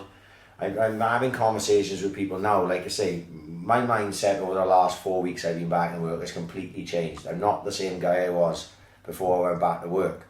I'm much happier now. And I got to the point where I was really getting down, and I was speaking to a mate of ours today, who should remain nameless for now, who really feeling the same way. And I was like talking to him, I was like, look mate, trust me, I know what you're going through, because I went through it as well. And so imagine these people now that have been locked in, feeling down in the fucking dumps and that. You go, oh, well, you can go over the River House and have 2 fucking pints. You're going to go, fuck me, and they're going flooding out. And before you know it, instead of just having probably River House opened for maybe 30, 40 people, we've got like 100, you know? Yeah. All the Saints boys don't give a fuck, man. They broke into the Morris beer garden. Did they? Yeah, well. Yeah, fuck, it was full. It was fucking brilliant. I'll tell you. Why did they broke the smoke machine back up? Somebody listen to this, will grass a fucking Morris up. No, there'll be no fucking Morris left. Yeah, fuck, out. You don't get there now. Yeah. So, no, I wouldn't. But, look, you know, people want to get out. I completely understand it, because I'd love nothing more to go for a pint. But sadly, that looks like that looks like a way away, you know, a way away. And, you know, as much as, like you say, everyone knows my fucking opinion on it, I think it's bollocks. I think we should all be allowed. We all know the risks now, by now. We should be allowed to have the free choice to go back to our fucking lives. Certain people, vulnerable people, should, yes, really, really, really be careful. I agree. But they are... right, I tell you what I was listening to today. Rogan, right? Rogan with Jocko Willink, right? Yeah. Really, really good. Really, really good. And Really? yes, because it's just two guys who would do a much better job of talking sense than me and you ever could, right? Who understand more, you know, they just, and I'm not just talking about coronavirus thing, they do talk about coronavirus, right?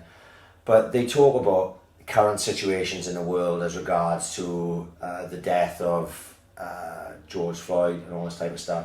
And it's a really amazing listen to hear how they talk sensibly about stuff and openly about stuff and honestly about stuff, and they don't like shit. Nobody shouts each other down. Do you know what I mean? Because in this day and age, like a lot of people, they just shout down opinions, don't they? And I listened to it earlier, and it honestly, guys, really, really, really good listening. It was only done 2 days ago, I think it was. Really good listen. Like Jocko was talking about, I talked to Macca about it earlier. You know, obviously, if anyone don't know who Jocko Willink is, he's like ex-US Navy SEAL. He's got his own podcast. And his podcasts are fucking brilliant, especially the ones on Vietnam. I'm fascinated with them. But anyway, Jocko was saying, like, in a Navy SEAL team, obviously you've got to go through a rigorous training to get anywhere near being a Navy SEAL, yeah? But when they go on deployments, to say 6 months, they train for 18 months before they go away for 6 months. And even while they're away, they're constantly drilling and training all the time. The problem is with police, especially in the States, because they're armed, they're not constantly training because they're constantly working, right? Yeah. So he said they're not really honing skills. So there's a lot of things that they were that they could do to improve, and nobody seems to improve. And the way he talks about it, like, you know, not escalating situations so they come to the point where you've got to shoot someone and this nature is really, really good listen, and right from two sensible people, so it's worth listening. There we are, there's my recommendation for the week. Rogan and Jocko. But they say the same.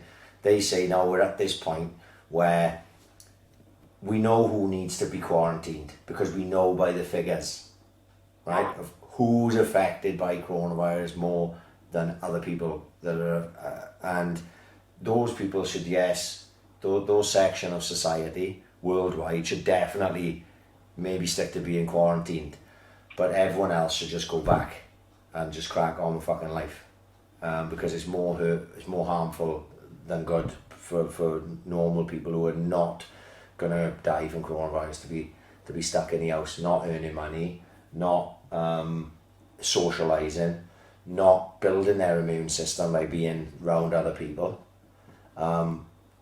getting mental health issues just by being stuck in the fucking house, depression, shit. People are losing their jobs, only going to add to mental health issues, things like that. Or, you know, like I say, stuff we've talked about, stuff that I talked about fucking ages ago.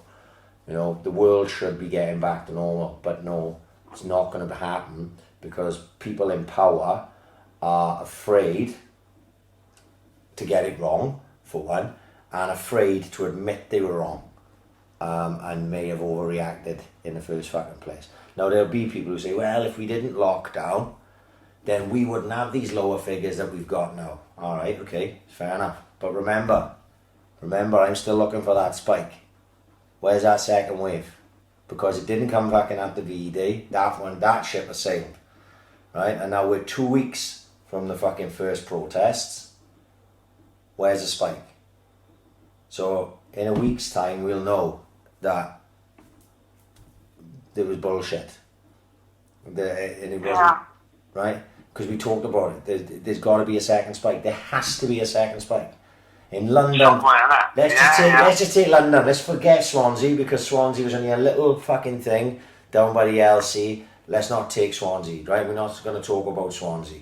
right? Because obviously people fucking run their mouth about V-Day and how Port Tennant was going to bring down the fucking city, and that didn't happen, right? But we just would brush that under the carpet again, right? We won't fucking... Port Tennant didn't even bring down Port Tennant. Exactly, right?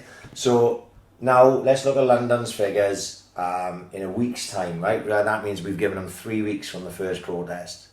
And let's see if there's a spike. And then we should really, anyone with half a brain should be asking questions and going, well, where was this fucking second wave then?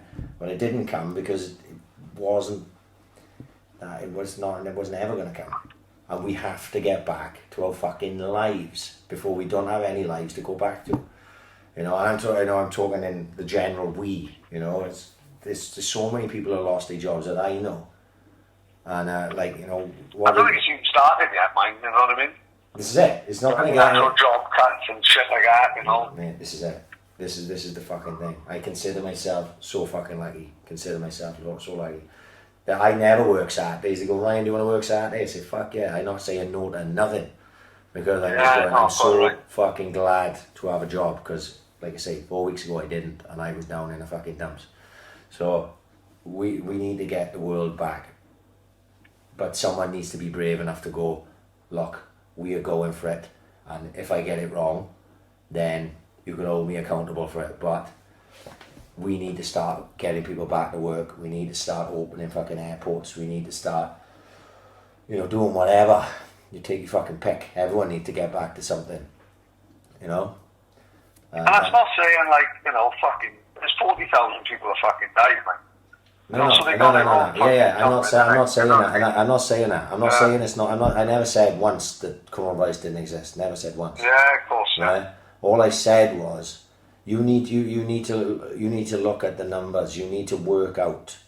You have to look at the percentages, and you have to see all the angles. If you just look at coronavirus, you can go, yeah, but hang on, Ryan, you fucking prick, 40,000 people have fucking died. Yes, I'm sorry to tell you this. People die every day of many, many, many different things all the fucking time, right? And by the end of this year, right, you go and look at some figures somewhere. Coronavirus will not be the biggest killer of things in this fucking country, but we didn't shut down. So, yeah. Pad, do you think more people die of cancer in this fucking Oh, 100%. Right? The figures we saw this week of that, like, percentage of people dying, and the majority are over 80, over 70, over 60. Pre-existing medical conditions, fucking 91%. You know, basically, if you're fucking ill, stay away from everyone. Right. If you're old, gives you head, take care. Right. But if you're fucking under the age of fucking 50, 40, just crack on. Yeah, and that's what it should be. Now, there will be anomalies in that, as there is in anything. Somebody could turn around and go, yeah, boys, but hang on now. My friend was only 27, never had anything wrong with him, and just fucking caught coronavirus and died. There will be anomalies in anything, right? That goes without saying. But you got to work on the fucking majorities of these things, and the numbers are skewed in your favour. If you were a fucking healthy person of a certain age with no underlying conditions, you're very likely going to be fine. You know, they were worried about people like, oh yeah, well, you're asymptomatic, you can have it, but you can pass it to other people. There's a lot of talk coming out now that is total bullshit. You know, I'm not saying that, I don't know, I'm just saying that's just what they're saying. And you know, you listen to the Elon Musk on Rogan, right? And Elon Musk says they were accounting deaths to coronavirus which weren't caused by coronavirus, just because they tested someone and they had coronavirus, but they actually died of fucking heart disease. They're putting it down as heart disease, coronavirus. It pumps up the figures. Like, I don't know that's true, but Elon Musk is a lot fucking smarter man than me. He's sending rockets to fucking space. You know what I'm saying? So you need to explore all the angles. BBC News ain't going to tell you all the fucking angles, because the BBC News is about fucking despair, and that's what and fear-mongering, you know? And they do the same thing with, forget coronavirus for a minute, but you talk about stoking racial flames, right? of what's happened the last couple of weeks, you listen to the news, you watch radio, it's very, very dramatic. They're like pushing towards getting people at each other, because, you know, the saying is divide and fucking conquer. Yeah. Right? No, we shouldn't be at each other's throats, you know. Or if you stand on either side of and I don't consider myself to stand on either side, to be fucking perfectly honest with you, but you can't tell me that the people can't sit down and have a fucking genuine conversation and say, well, why are these things happening about race? Can we work it out between us? But that's not what they want. They want you to be at each other's throats and not actually having a conversation. So if you have a conversation, you start to realise that probably race isn't the problem, and it goes a lot higher than that, like, you know. So like I say, it's just fucking coronavirus thing. Like I said, let's all get back to it. Let's all fucking, you know, just let's get fucking back to it. Let's get fucking football fans back in a fucking stadium, so we're not watching fucking, I'm not having to watch fucking David Luiz with no sound on, because he fucking drives me around the fucking twist. He is absolutely... How the fuck is he still earning? Can you remember Germany played Brazil in the semi-final of the It's the game I always go back to. He was not that day, right? I've never seen such a bad fucking defender's performance as that day. I know as the game was going on, he was like hiding even more, do you know what I mean? He was like hiding and fucking... Trust me, I can picture it now. Germany tore through the centre of defence where he should have been, right, and scored. And when they showed the camera angle back, because like whoever was commentating made a point of it, he was stood in like the right midfield position, like as if he purposely was not, you know, you could not rely on that man. If you had to fucking fight in the trenches, you would not want him alongside you, because he'd fucking leave you in the shit. People, do you know he has fucking had over 100 million fucking pounds worth of transfers? Unbelievable. It just boggles my mind. If he went and signed for the Swans on loan today, I would not pick him above our centre-halves that we've got. Totally agree. He is fucking atrocious. He lets fucking teams down constantly because he's got an error in him. He never fucking talks, right, to help. He's supposed to be an experienced defender now, right? Played in World Cups, won fucking Champions Leagues and that, right? He's fucking awful. He's awful. They highlighted stuff earlier on this year where he basically just passes the buck all the time. Like he was in a line for Arsenal. He was in the line, like perfectly in a line with a centre forward next to him, and decided to step up when nobody else was stepping up, and a through ball was played, and the centre forward couldn't believe his fucking luck, because he was just clean through on goal, because David Luiz stepped out instead of just fucking marking him and just ran through and scored. He is the biggest liability I've ever fucking seen on a football pitch, and to think that the money that have been spent on him is fucking unbelievable. And it's like, it's just a running joke now. Every time he plays, there is some sort of travesty afoot. And he came on... You know, all he's here, right, with Arsenal, is just getting a fucking payday. Have you seen how many times he's been sent off? Yeah. It's like, to me, right, he's getting sent off fucking deliberately just to fucking get out of the game. And it's an easy way out of the game. He came on as a sub, gave away a goal within about 5 minutes of fucking coming on, and then gave away a penalty and got sent off, which Man City scored their second goal. And that was it. Game's over and done with. You know, and like, we need to give Man City any chances. Honestly, God, it frustrates the life out of me just to even think that he's made a fucking £1 out of playing football. And let alone the fact he has made absolute millions. And nobody I know rates him, ever said he was a good footballer. He's the biggest myth in the history of football. I struggle. Even George Weah's cousin, someone said that on Twitter, even George Weah's cousin that signed for Southampton was a better footballer than fucking him. Like you say, it just frustrates me fucking talking about him. But not as much as I'm sure the Swans will frustrate me on the weekend. Swans, Middlesbrough. Borough, one of the worst sides I've seen at the Liberty. Terrible fucking side. So I guarantee we'll lose about 3-0. So how can we watch that on the weekend? Well, this is the thing, there's obviously big furore about, right, so obviously people who got paid for season tickets have got however many games, home games, I think it may be 6 or something, left that they won't be able to go and see. So Swans were saying, look, obviously if you pay for season tickets, we'll give you free streaming of the Swans games on Swans TV, right? Right, fair enough. Fair enough. Or you can fucking get a refund.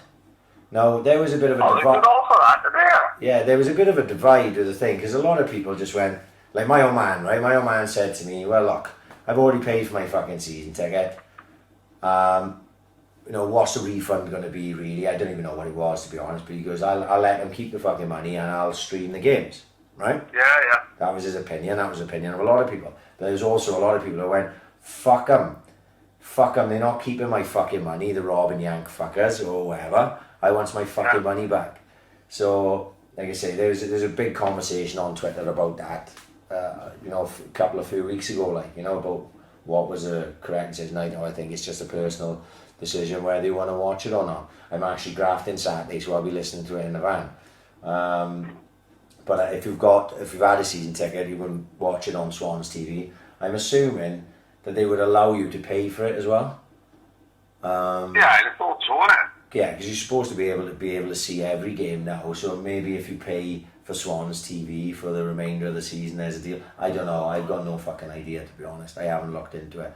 But yeah, you can watch it. I'm sure after about 15 minutes of watching it, you wish you fucking hadn't. But at least the football's back. At least it's something to look forward to, because there's been fucking so much inactivity on everything for however long now, isn't it? 3 months, isn't it? Yeah. If the football is shit, go on to Sky Documentaries. Right. And watch the documentary about Howard Kendall and Everton. Oh, is that Howard's Way, is it? Howard's Way. Absolutely fucking brilliant. Really? Absolutely amazing. Talking about a bygone era where football, for me and you, was just fucking better. People forget that was a great Everton side as well. Oh my fucking lord. Kevin Sheedy, open the fucking tin of beans with the left foot. Unbelievable footballer. Graham Sharp, Andy Gray, Adrian East randomly. Adrian East was on fire. Now I always remembered him as a good player, but I always thought he was like a bit part player, coming on and stuff and all that. But he wasn't. He was the first choice, and he got picked for England. But he broke his leg, and he was never really the same after it. And he couldn't have broke his leg at a worse time, because then they said before he got injured he couldn't play Graham Sharp and Andy Gray up front together, too similar. Right. Well, needs be, they had to play the two of them up front together, and they was fucking brilliant. They were battering defenders, and I mean battering defenders. And fuck, amazing documentary, mate. Just old school, a couple of things that made me think. It was a left back playing for Everton called John Bailey. Right. He looks like just a normal fucking Liverpudlian. Never think he was next footballer. He got 2 teeth in his head, he just fucking looked a normal guy, And fair play, glad he won the FA Cup in '84, but obviously got his chance to do something, to win a medal. Then in that summer they signed Pat Van Der Out. Yes, Pat Van Der Out. And who's a fucking animal, by the way. And so, Howard Kendall said, right, I want you to make him feel welcome, and your job is to make him feel welcome. And this Nasher baby looked at Howard Kendall and said, fuck him. Does he come as a left back? He said, fuck him. Van Der Out comes on screen and with him.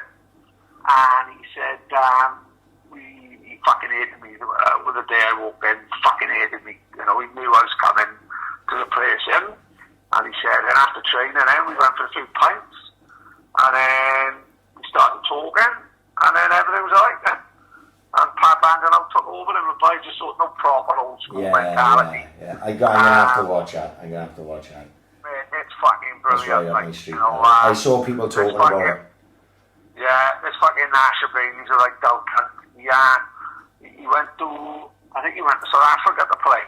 And, you know, he had a good fucking team. He went to South Africa and one of the teammates said, you know, how are we going to manage with your partner? And he said, don't worry, he's got 2 bedrooms on his way. No, can't take a start on me. Well, and then go on. they played Bayern Munich in the semi-final of the Cup Winners' Cup. Wow. Talk about old school kicking fuck out of each other. Oh, brilliant. There would have been no views now. It'd be 5 cents off. Go and watch it, mate. It's a fucking brilliant documentary. I fucking highly recommend it. Old school football. It's fucking great. Class, really good. Man. I've watched nothing. Brilliant. I've watched nothing on that Sky documentaries yet, just through lack of time. But good. It's good. Chippy, big shout out to the Chip. He tagged me in thing. There's a documentary coming on called Wu-Tang of Mics and Men. It's about the Wu-Tang Clan and how they were formed and how they built into like probably the biggest rap group of a certain time anyway, if not of all time. Never got into them randomly, like. But there's you don't even have to, Pat, because the documentary is made by Showtime, right? So guarantee it's going to be fucking class, right? It's 4-part documentary series starting on Sky this coming week. Don't ask me what fucking day. It's called Wu-Tang of Mics and Men. And even if you're not into rap and that, it'll be fascinating to watch, I would imagine. Same as anything. You don't really have to be into it to watch it. But I tell you what I watched this week. This is generally one of the few things I did watch this week. Is on Netflix, a documentary called White Boy. Right? Absolutely fucking great. Randomly, I heard a podcast about the old fucking lot before now. Yeah. Brilliant story. Brilliant story. So my recommendation of the week, get on Netflix and watch White Boy. Now, that it's just to give you a quick breakdown of what it was about a guy called White Boy Rick Hershey, who was a kid drug dealer in it's gone out of my mind where the fuck he was dealing. But Detroit, right? So Detroit, obviously rough as fucking place in America, and he was a white boy in a drug game, but he was set into the drug game by the FBI to be a grass. Right? The story is like this. We say it time to time. If you made the story into a film and tried to pass it off as like just some made up fucking story, people go, that's too far fetched. But this is a genuine story with interviews with all the people who were in the game and police officers, other drug dealers, associates of him, and the story, and to think that he's still banged up now because obviously certain elements of certain they don't want him out because of he was involved with the FBI and stuff like that. Yeah. It's an amazing fucking documentary, so that's what I would watch. Get on fucking Netflix, watch White Boy. It's fucking fascinating.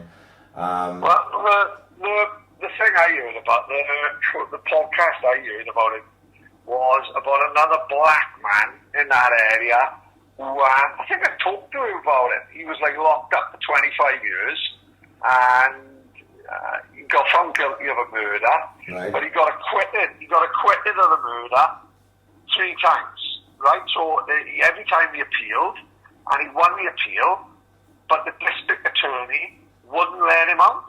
It was all down to this one guy had to say whether this guy could get out of prison, and he always turned him down, even though he won the case, as random as it sounds.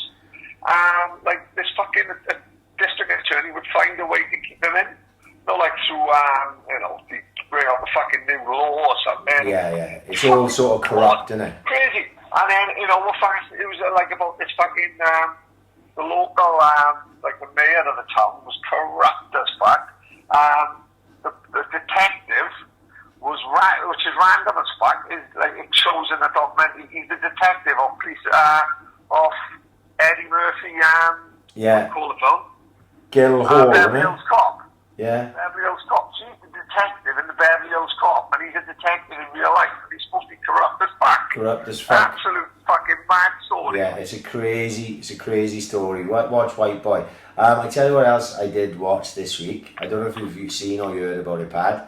Dave Chappelle, obviously everyone should know I'm a massive fan of. He did a thing called 846. right? Yeah, I won't fuss on it, mate. Well, it's not meant to be funny, is it? It's just like it's just a speech about the times, and I think it's worth watching because of course. It's not meant to be funny. You know, it's just basically him saying his opinion on what happened to George Floyd, and the line that stuck with me was, well, the bit he was talking about was stuck with me was like, when there was police officers were killed by a certain guy, and when they went and they found this guy, like 300 of them turned up and they killed him, and he said that's because they one of their own was killed, so they went, and because they all in it together, and he said that's why people are rioting now, because one of our own have been killed. It's not about all the things that he's done in the past. It's about, you know. And it's just, I just thought it was interesting to see his opinion on it.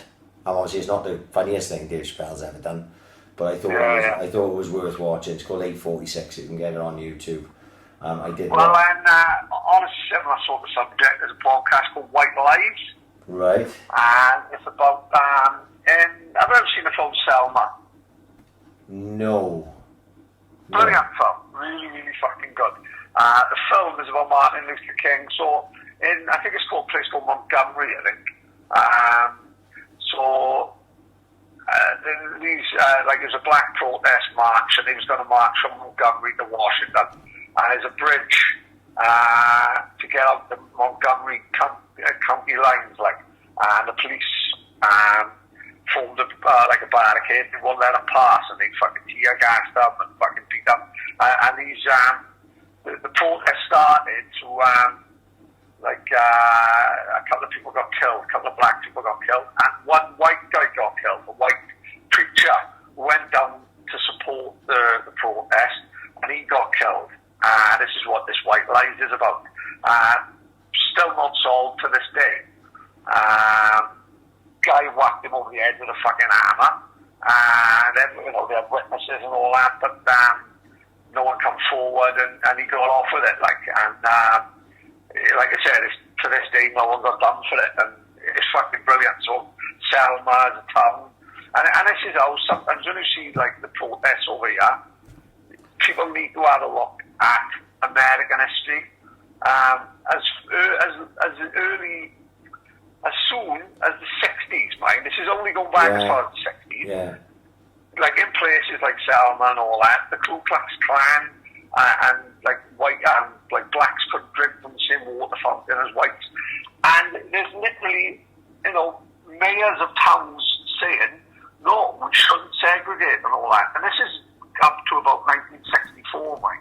So when we talk about this country and being oppressed and all that, listen, have a look at America, please, and take a look at American history. It's fucking mad, mate. It only goes back 40 years, from the 60s, 40, 50 years. That's what Chappelle says. This is always like a systematic racism in America. It is, thank God, it's nothing like that in this country. It's not. And people can say it is, but it's not. You know, look at America. It's fucking wild. It's a racist fucking nation. It's so fucking big and vast that it's fucking mad. Like I said, we're only going back as far as the 60s. And to the point, in this Montgomery in Selma, so, you know, blacks couldn't vote till 60 odd. There was some laws still going into the 70s, right? And it was the Montgomery's first ever black mayor got elected, right? And the week after he got elected, some council in Montgomery erected a statue of the founder of the Ku Klux Klan. Not like we talk about statues in this country. Yeah. So literally, a week after the first black mayor gets elected, just to have a fucking dig at him, you know, just to fucking prove a point, the fucking Ku Klux Klan fucking Klansman, the chief Klansman, gets a statue erected of him. That's how systematic the fucking racism in America is. Yeah. Crazy, crazy fucking place, man. Crazy, absolutely fucking crazy place. But it's mad. It soon brings you back down to earth when I'm listening to that fucking podcast in work in the pissing down rain, And then I got my big waterproof coat on down to my knees, and I'm nearly fucking crying and fucking thinking I'm Martin Luther King and wanting to go rioting down the fucking LC2. And then I farts in my coat and it comes straight up my nose and he fucking knocks myself out. That soon brings you back to reality, you know what I mean? Then I realise, I'm just some fucking idiot from Swansea who got no effect on the world at all, like, you know? Nearly knocked myself out through farting in my own work coat. This is when you've got to realise we are nobodies, right? Nothing we can do about it. I hope Hillary and her staff feel the same way and don't have the two of us killed off for bringing up that stuff. Right, just quickly before we fuck off. I seen just before we fucking started recording that Brett Johns got a fight and John Phillips got a fight on Fight Island. Amazing, man. Brett's fighting a guy called Montel Jackson, who is not the guy who sang This Is How We Do It in the late 90s. It's just some other guy called Montel. It's no idea who he is or what he's done. I've never seen him fight before in my life. But Brett's fighting him, and John is fighting a guy whose second name is Todorovic. Yeah. And he's a big fuck up by the looks of things. So that could be interesting, but I don't know any more than that. But I only just found out just before we started recording, so I'll have a look into both those guys. Obviously, we said it before. Let's be honest, like, cracking coconuts in the day, cracking skulls in the night. It's going to be fucking great. Good for them doing it. Landed for the pair of them. We know this, that if you fight at UFC level, you're going to be in a tough fight. So both of those, and I bet, I've not heard of either of the guys that Brett or John are fighting, but you know full well they're going to be fucking hard as fuck. So I'll look more into their records and that, and we'll talk about it again. But I'm just glad that they're getting back out there and fighting. They're going to get to go to Abu Dhabi, is it? Yes, Fight Island. Yeah, it's in Abu Dhabi though, is it? Yeah. Because I'm sure that some of the Emirates and that, they put a lot of money into UFC, don't they? So that's good that they're on there, and they'll give us something to fucking watch anyway. How amazing is that? The two Swansea boys have been chosen for that. Yeah, how class for them, because obviously they be getting fucking Anthony pants now, and fighters want to fight, like, so they I bet they can't wait to just get out there and have a go, and amazing. get more an experience as well, like. I got to pull you on something, right? Go on. So I got a message by a gentleman called Gareth on Instagram the other day. We were having a conversation, and he told me, he said that, remember we talked about that fight night in Pontardawe where there was a big kick-off and you and Kerry Farrell nearly got weighed in? Yeah. He said that he came up to you at the end of the night and gave you a Swans pin badge. And he fucking did as well. He said that you gave him I was just trying to get the fuck out the Dodge, mate. Yeah. He said, I give Paddy a pin badge, a Swans pin badge, if he'd give me a shout out on the podcast, and he never did. So here's me, pin badge down, still giving Gareth a shout out because I was talking to him the other day, but I just wanted to see even if he remembered it. Yes, I do, man. Yeah, we had a good chat as it happened. He's fucking got it spot on. Like I said, though, never mind fucking Swansea 10 badges, guy. I'm trying to get the fuck out the door, you know, guy. Leave me be. You know what I mean? I'm trying to fucking get out, and he's trying to fucking stick a pin badge on my fucking left apparel. Leave it out, guy, for fuck's sake. I just want to get out the pond, and now we alive, you prick. Have we got anything else, or are we going to fuck off? I think we're fucked off. Next couple of weeks now, we'll be back to normal. I think we're going to be getting guests in a lot, I reckon. Well, let's hope so, mate. First step is being allowed back in your house, and let's see what happens tomorrow, is it? Like I said, just take every day as it comes. Old fucking Ed of Wales or whatever he is, I don't know what the fuck his name is. He's going to come out with some bullshit tomorrow, and hopefully it means we can start getting out and about officially, like, you know what I mean? Not breaking into the back of the Morris illegally and things like that. Listen, I think we've done alright. We've done well in lockdown. I think we've kept it fucking going. We haven't had no guests. We haven't been able to fucking do it together. We've managed at least 10 weeks of the 11. You know what I mean? I think we've done alright for ourselves. I think we've battled on. I was quite chuffed when we joked about being shut down last week, that there was a lot of chat on Twitter about causing our own riots if the AiC podcast is shut down. Riot for the AiC and stuff like that. Look, only thing is, though, mate, the only time I'm taking a knee is if fucking Donna got her legs wrapped around me and I'm fucking planting one on a fufu. That's the only time I'm taking a knee.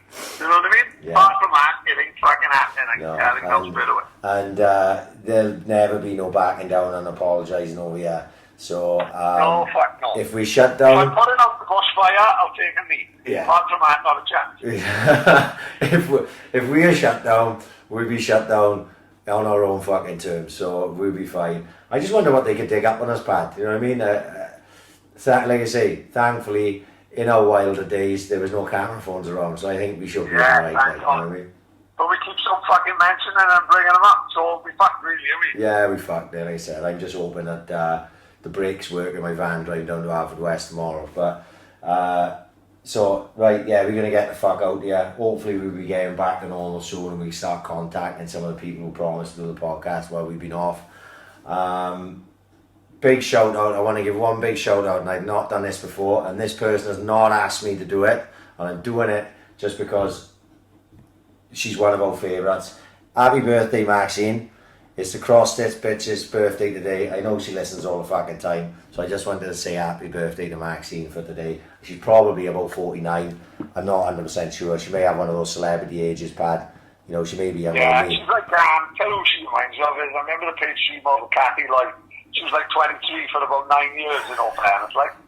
But I know she's definitely over 40, because she had a 40 at, like, it was like the Queen, no, it dragged out about 6 months. Right. Oh, I remember that as it goes, yeah. Yeah, so we'll call her 41. We'll give her, she's a big fan of the podcast, and we're a big fan of hers, in all fairness. She's a great laugh. Big show. Happy birthday, Max. Hope you have a good weekend. And obviously, to the usual, JMW Eating, give him a big shout out if you've got a dodgy boiler. Nothing to do with you, Max. I mean, to do with your actual boiler in the house. Boss Brewery, takeaways, Father's Day stuff. Father's Day Sunday. Fucking hell. Big shout out to all the dads out there. Get yourself some beers from Boss. The bunkhouse, get on there, order yourself a burger for Father's Day. Maybe my missus will get me a bunkhouse for Father's Day. I doubt it. Fucking hell, I'd be lucky to get all over there. Old school. They call it the final lockdown weekend. This weekend, I think. Maybe Greg. Yeah, I love how no one goes by the government. Everyone goes by Greg Pickett and Nicky Crowe today. Greg's going to become First Minister of Wales the way he's carrying on. Yeah. Look, if 100% old school tell me it's the last week of lockdown, then who am I to fucking argue? I don't really argue the 100% old school. They booked Benidorm, and I couldn't see mine on the name on the itinerary. That's fucking devastating. Maybe we'd be late added to that. Yeah, he just didn't realise, maybe. Yeah. Well, we can't DJ for toffee, but yeah. Look, have a safe weekend. Have a good weekend, and we will be back Thursday. And who knows where we'll be, Pad? Maybe we'll be in US. You know what I mean? Yes, hopefully, yeah. Take every day as it comes, and as per usual, Paddy's going to say goodbye. Top man, right, see you in the weekend. And I'm going to say peace out. Peace!